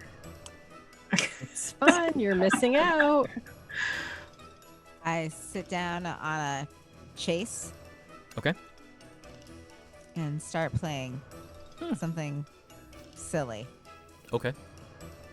I'll sit as reverently as appropriate for Costas on a piece of furniture, kind of near the altar, and look at this statue, which is interesting because doesn't appear to be a statue of him, right? I mean, I don't think we would expect to see Costas depicted in full plate. So, make a religion check real quick.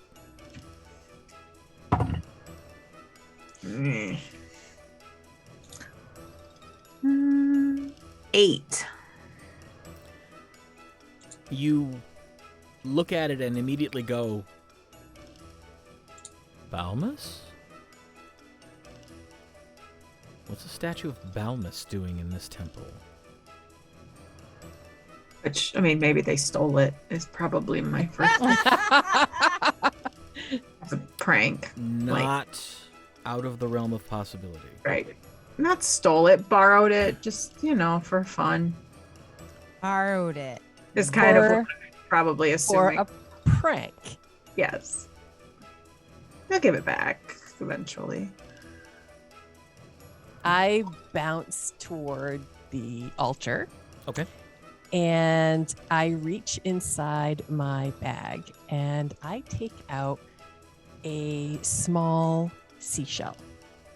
And I place it on the altar and say, I tell pretty much every new person I meet that you taught me how to swim.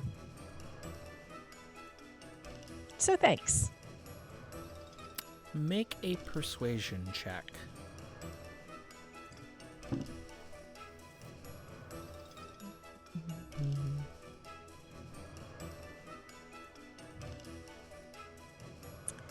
22. 22.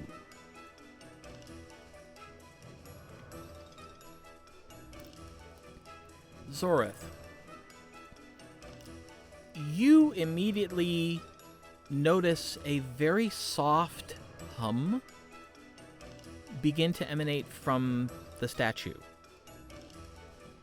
And you look and you see a line appearing down the chest of the armor. I start to back up. Same. And the chest opens, and there on what looks to be a tiny little red velvet and golden throne sits Sigrith. Oh my goodness. Sigrith! It's so good to see you. Well, it's very good to be seen. We've missed you. Oh, that's so nice. I don't hear many people say that. Well, not many people have had the pleasure of traveling with you as we did. Oh, that's very true. And I appreciate the seashell. That's very nice. Well, it reminded me of when you taught me to swim. Yes, you took to the water very quickly. I was a little impressed, I must say.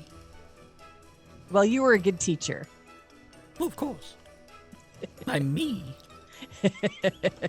Oh goodness, look, everyone's here. Yes. Yes, we Hello? are. Hi. Hello, Hello. Sigrith. Or It is good to see you. Astus.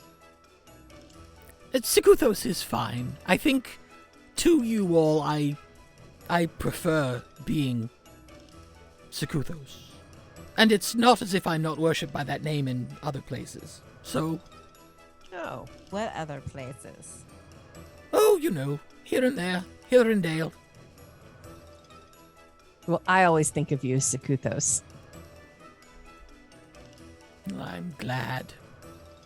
One likes to be remembered and know that one has had an impact. You have. You were a good companion for us. So how are the dragons? They're good. I peek in on them from time to time, but they're so boring. Really? I would think you'd be interested in all they have going on. Well, I am, except for the whole, ooh, look it, I'm sitting on my pile of money. They seem Yeah. to love to do that, They and do. it's deadly dull. If it makes them happy. Well, It of does. course, otherwise they wouldn't do it. But I have seen them occasionally. I did pop in and watch Aegean meeting with the High Curate. That was amusing. Ooh, it was Aegean. Yes. I'm sure that the High Curate was just floored. She almost wet herself.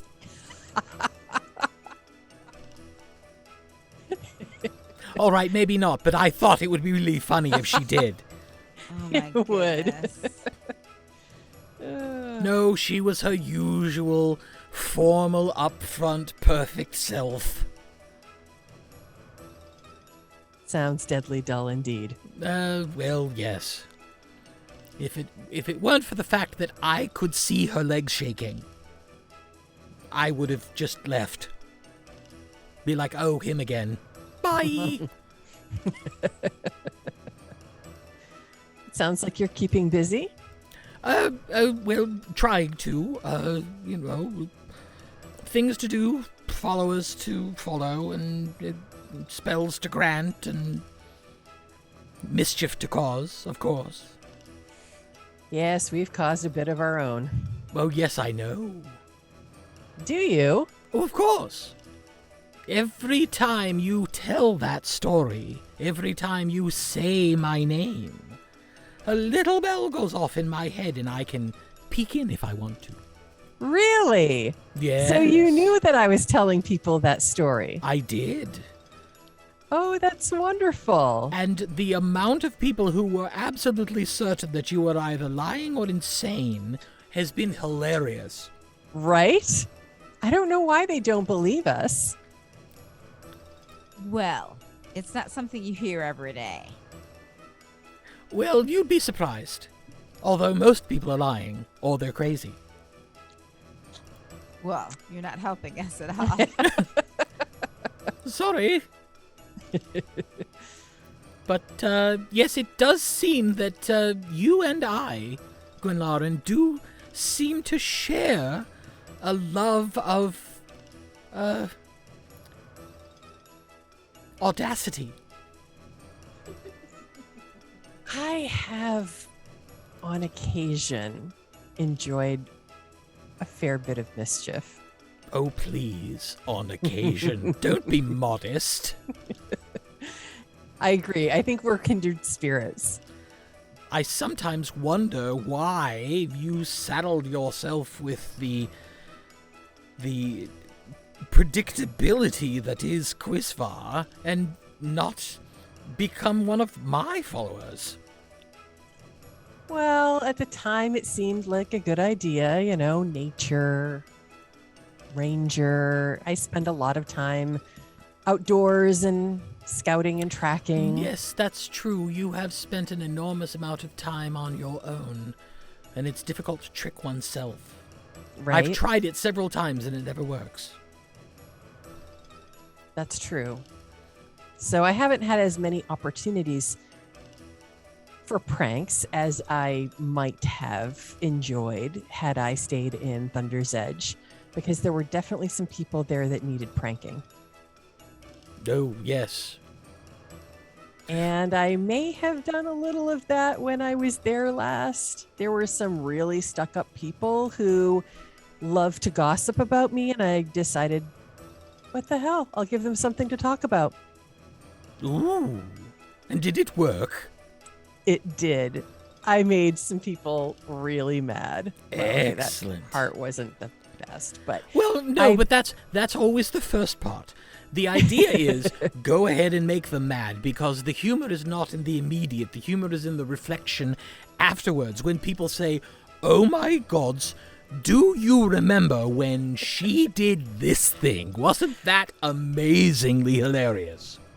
I don't know if they're saying that yet, but I thought it was really funny. I may have convinced the gossips that there was something more romantic going on between me and the Lord's son.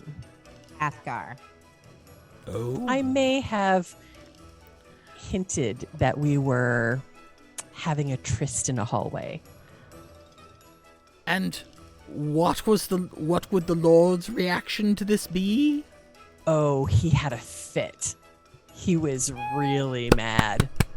I got in a lot of trouble, but He except is for the getting in. hardest person in the world to trick. Except for the getting in trouble part, it was hilarious. If you could have only seen his reaction, I'm pretty sure he had smoke coming out of his ears. I shall have to see if I can find that space and go back and observe. You can go back? Well, of course. Oh. Back is easy. Forward is not allowed. Oh. Mother Well. said no. That's amazing. Well, if you do get a chance to go back, I didn't actually see his face when the nobles told him, so please let me know what he looked like.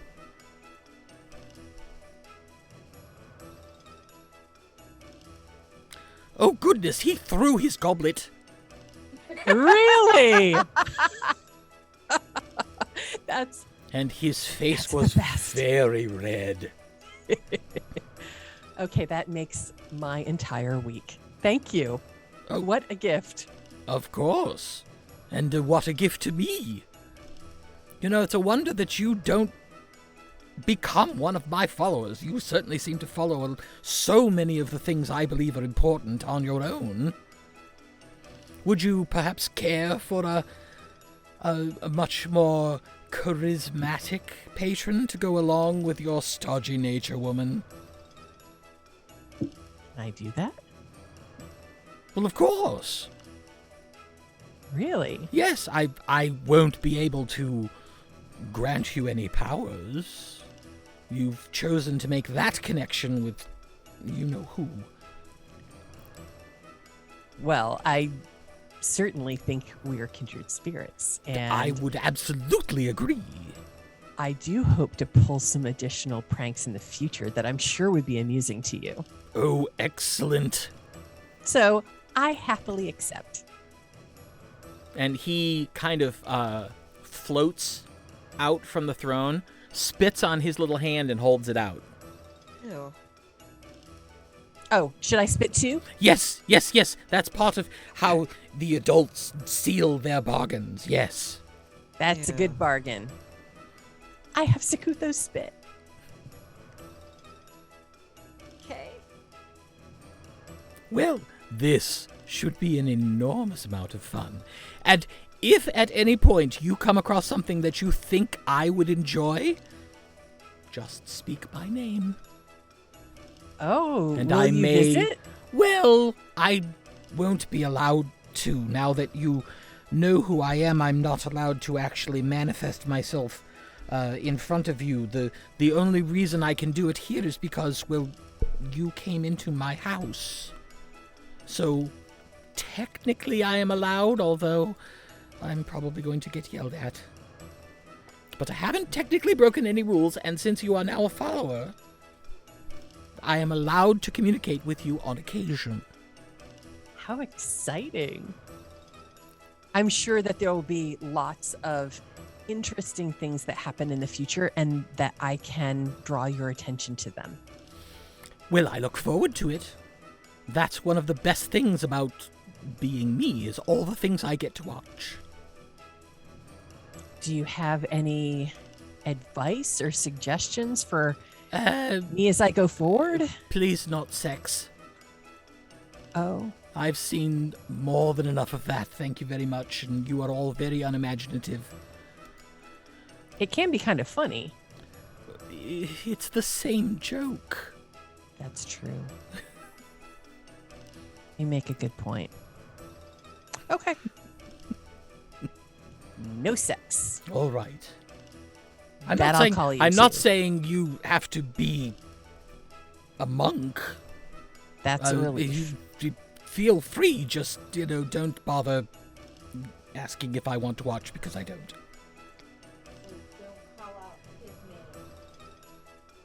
That actually would be funny. You're muted. So don't call out his name when No. you're doing the deed. No. That would actually be really funny. Though. No, if you want to have some fun. And he leans forward and kind of puts his forehead against your forehead, and in your mind you hear, call out Mother's name.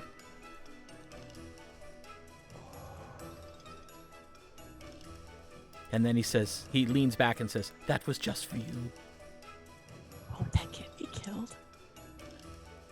I doubt it, as she doesn't really do that. Does she know people who would? Well, of course, we all do. Oh, But it would be funny. it really would. I will take that under advisement. Excellent. Anytime we can have a little bit of fun at Mother's expense. I hope she doesn't kill me. As I said, that's sort of the opposite of what she's all about. So, I think you should be safe. And especially Okay. now that you are technically a follower of mine, I will be willing to intercede on your behalf should such a thing come to pass. That's excellent. I shall see what I can do. Excellent. Oh. The dour one is looking for you. You'll have to be more specific. There are a number of truly dour people in our world. The one that's missing at the moment. Athgarr. Oh. You're muted again. Athgarr. Yes, that one. Oof. Oh. He's not very happy with me at the moment. And I'm actually not very happy with him. I'm getting that, at least from him. I don't know why he's mad at me. Hold a moment. Oh, because you're mad at him. That's stupid. Yes, and?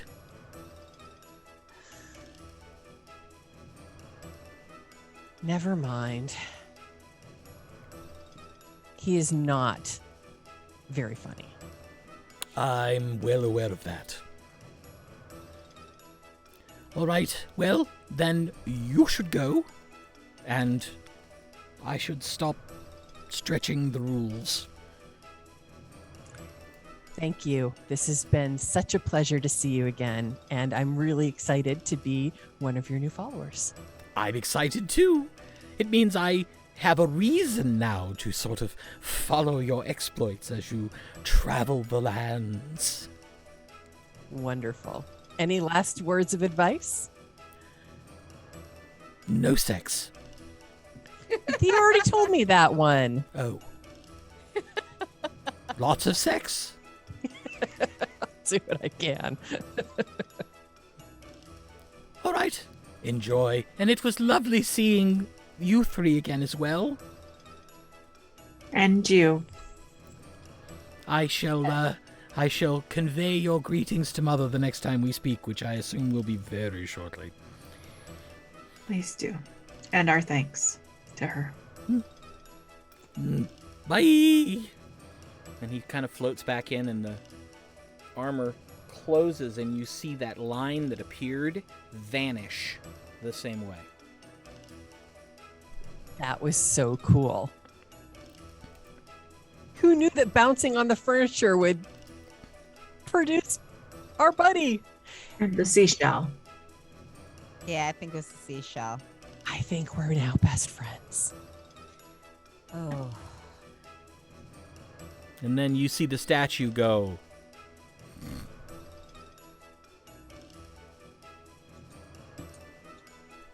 I don't think that statue is really a statue. And you see the visor lift up, and you see a pair of yellow eyes in purple skin blinking sleepily. Hello? Oh, hello. Was there something you wanted? Oh, I was just having a conversation with our deity. well, you're in the temple, so that's probably the right thing to do. That's sort of how it works. Oh, God. Pardon me. And you see him lift the helmet off, and you see a lavender-skinned tiefling. Do you share your suit of armor with others? No. Why? Do you think I should? Because my new bestie is in your chest. I beg your pardon. In there. It appears that Grabs the edge of his armor and kind of glances down and goes, I don't think so. Nothing but an incredibly muscled lavender chest. Wow. Okay. Okay. We were just chatting with our deity who was located in your chest. He materialized. And now we're besties. He was in there. materialized. Yeah. You mean he talked back? Yeah, oh, yeah. Oh he asked my. me if I would follow him. That's a long story. Well, of course he did. If he was going to show up, that's one of the few reasons why he would. And, of course, you said yes, because you've said our deity. Yes. So, welcome, sister, welcome. Thank you. I am Master Prank. Oh. Is that your name? Aribell. Make a religion check. It is more my title, but it is the role I assume within the structure of the temple, such that it is. 24. You know who this is. When he says his name, you're like, oh, holy crap, that's the head of the Costas Paladin Order. He has paladins? Well, you don't know that. Only Aribell knows this. But yes, he has paladins. Say, pleasure to see you again, Master Prank. Oh. Have we met? I'm sorry, I'm terrible with faces. I am a paladin of Torora. I studied here. Oh, of course, of course. Well, come to trade up. Just accompanying Gwen on her quest, and wanted to see or pay my respects to Costas. Ah, I see. So he actually manifested and spoke to you? That's He extraordinary. did. And I'm sorry I didn't catch your name. Gwenlaryn, Dune Shadow. That sounds vaguely familiar. Oh? I can't place it. Why would I know your name? Are you a student here? I am not. I'm one of the 4, and these are the others. Oh, the dragon song. Yes. You're the people the dragon song talks about. I Yes. assume these are the other 3? Yes. And the song, everything in it is real. So the High Curate maintains. Although, Yes. I don't see why the beast couldn't make themselves known to the rest of us. They're kind of busy. Keeping a low profile until everyone's comfortable with the idea of good dragons. Oh, yes, the festival. Mhm. Yes, we've been forbidden to participate in the planning. Not that we intend to honor that. But- Oh, dear. Oh? Have you a plan? The bare workings of one. I've found that in this particular line of work, over-planning is usually the death of humor. That makes a lot of sense. It needs to be spontaneous. Yes. Well. Oh. Do you know what time it is? It's I show about 2. Oh. Blasted, I've missed lunch. Do we have any pastries? Not with us. They would be back at the inn. I would offer you a pastry, but we left them at the inn. Such is my luck. Well, I'm certain I can go forage for something. Well, again, welcome, Thank you. and ooh, a personal manifestation. My. It was almost weird. It was really sweet. I'm relatively certain that Master Barbos will be most interested in hearing this. Don't be surprised if he comes looking for you later. We'll be at the inn. Very good. All right, food. Time for food. And he just kind of picks up his helmet and wanders out through one of the side exits. Well, I guess we should go back to the inn. What a day. That did not go the way I expected it would go. It was so much better.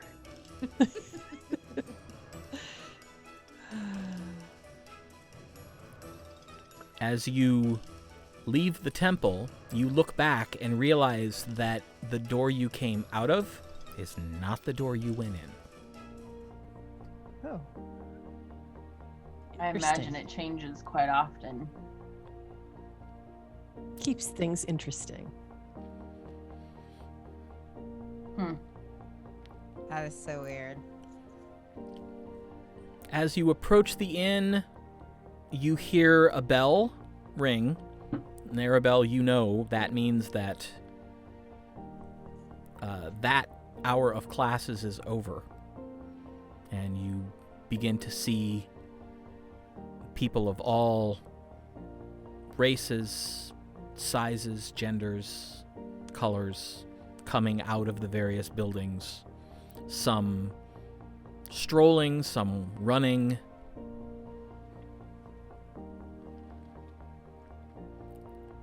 But it's good that you are as close to the inn as you are, because you're already past where they're all going to be going. And as you enter the inn, you see Athgarr sitting at the table that you had lunch at, drinking what appears to be a mug of the cider. Yeah, it's not time for... Oh, go ahead. Oh, I was going to say, sit down with him. Yeah, Well, I mean, it's not food time. you're back.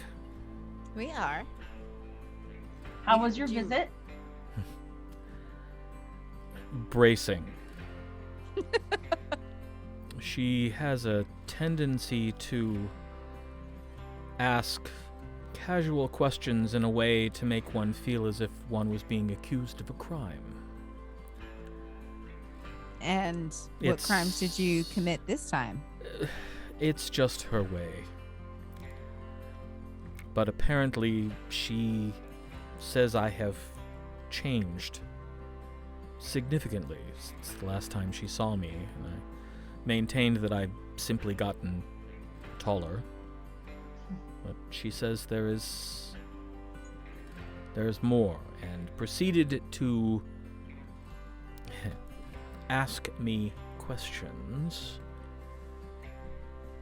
Interrogate is more like it, but some very interesting perceptions. And she had some very interesting suggestions at the end as well. But She's not wrong. You've changed quite a bit since we've met you. Yeah. we did have an opportunity to play together a little, and she did mention that my grasp of chording seems to have improved, so that's something. You've been practicing. Well, yes, I want to learn to play your song. Oh. That's nice. So, what have you been up to?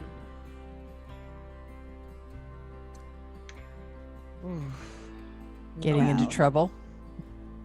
Oh, I have little doubt of that. We ran into Master Dilbiss. Right? Dilbiss? Father Dilbiss. Father, yeah. Yeah. Father Dilbiss. One of my former teachers and Oh, friends. how nice for you. Yes, it was very nice. And then we traveled to Tauror's temple. And then stopped by Costas's temple. And then we met Costas again. It was so good to see him again. He and Gwen are best friends. She's decided to divide her loyalty just a little bit.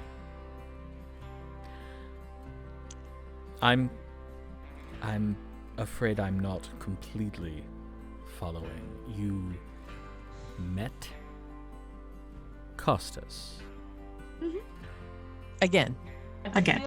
I feel like he knows the story. I mean, like, Remember, Oh. he taught Gwen to swim. You mean that actually happened? Of course it did. Yes. You didn't believe me? I assumed you were pulling my leg as usual. People don't believe us.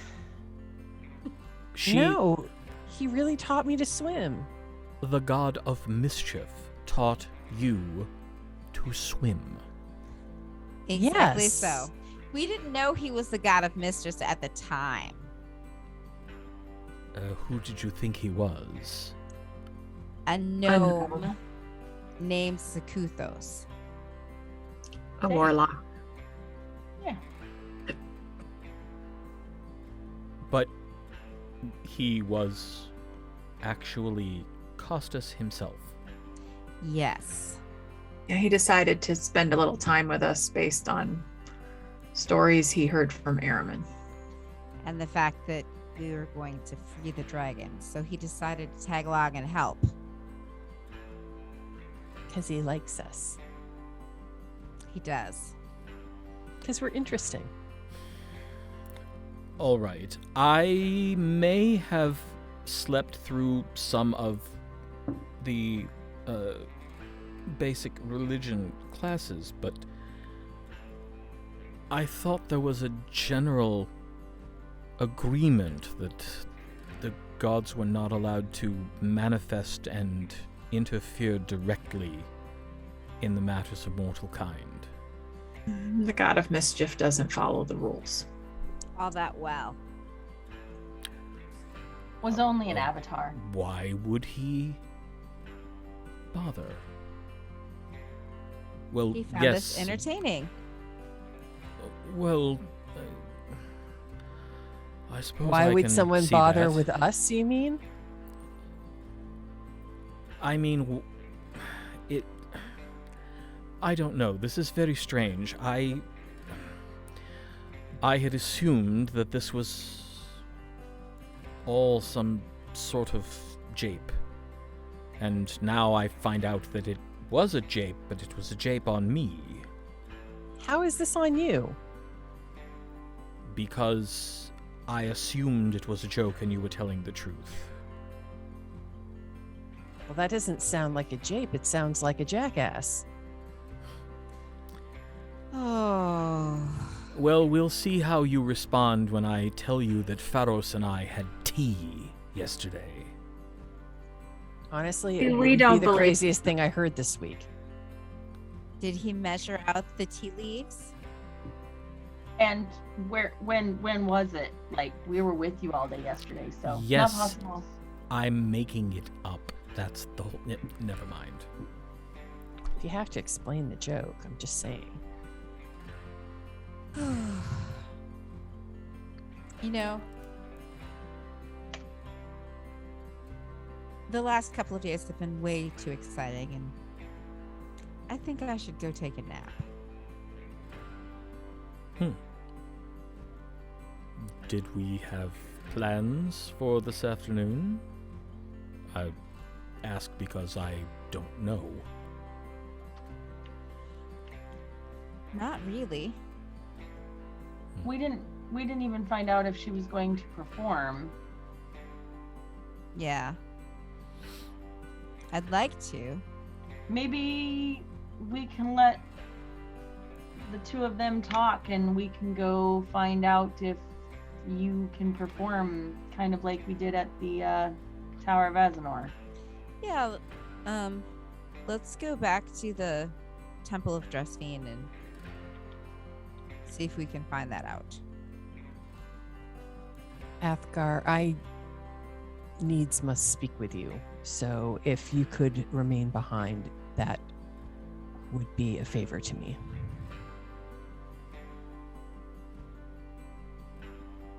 All right.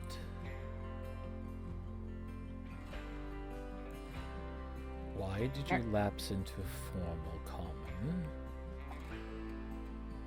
I don't know. It don't was a think- formal request. I didn't even think you understood formal common. You've never spoken it. Aribell, you wanna Because- come with us? Because what? I can't be formal? Unmute yourself, Aribell.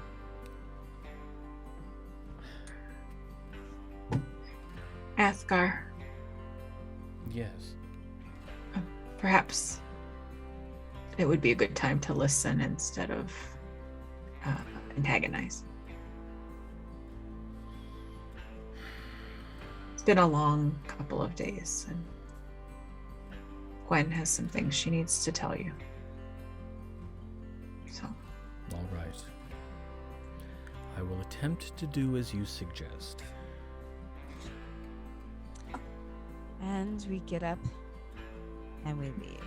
give you some privacy. We'll see you later. I hope so. We will see you later.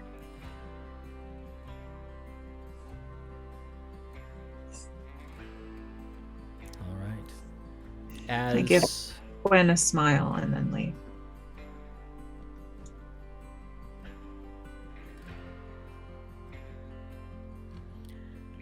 As Aribell, Tasha, and Zorith walk out, and Athgarr turns to Gwenlaryn and crosses his arms,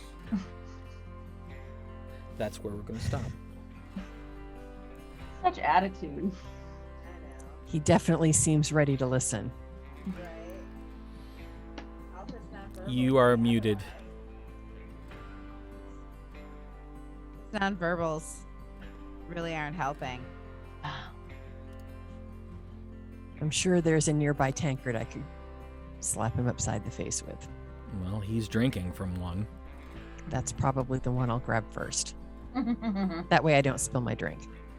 Bye. All right. Sounds about right. Well, thank you all for watching. We will be back next Tuesday night, 7:30 p.m. Eastern Time here in the U.S. Until then, remember, stay safe, stay sane. Continue to wear your mask for now. The vaccinations of the children have just started, so it's going to be a while, but it does seem like maybe some months down the road there might be some lightning sky. We hope so. We'll hope for that. So be well until next time when we can welcome you back to the lands of Aecathan. Bye, everybody. Good night, everybody. Bye. Night.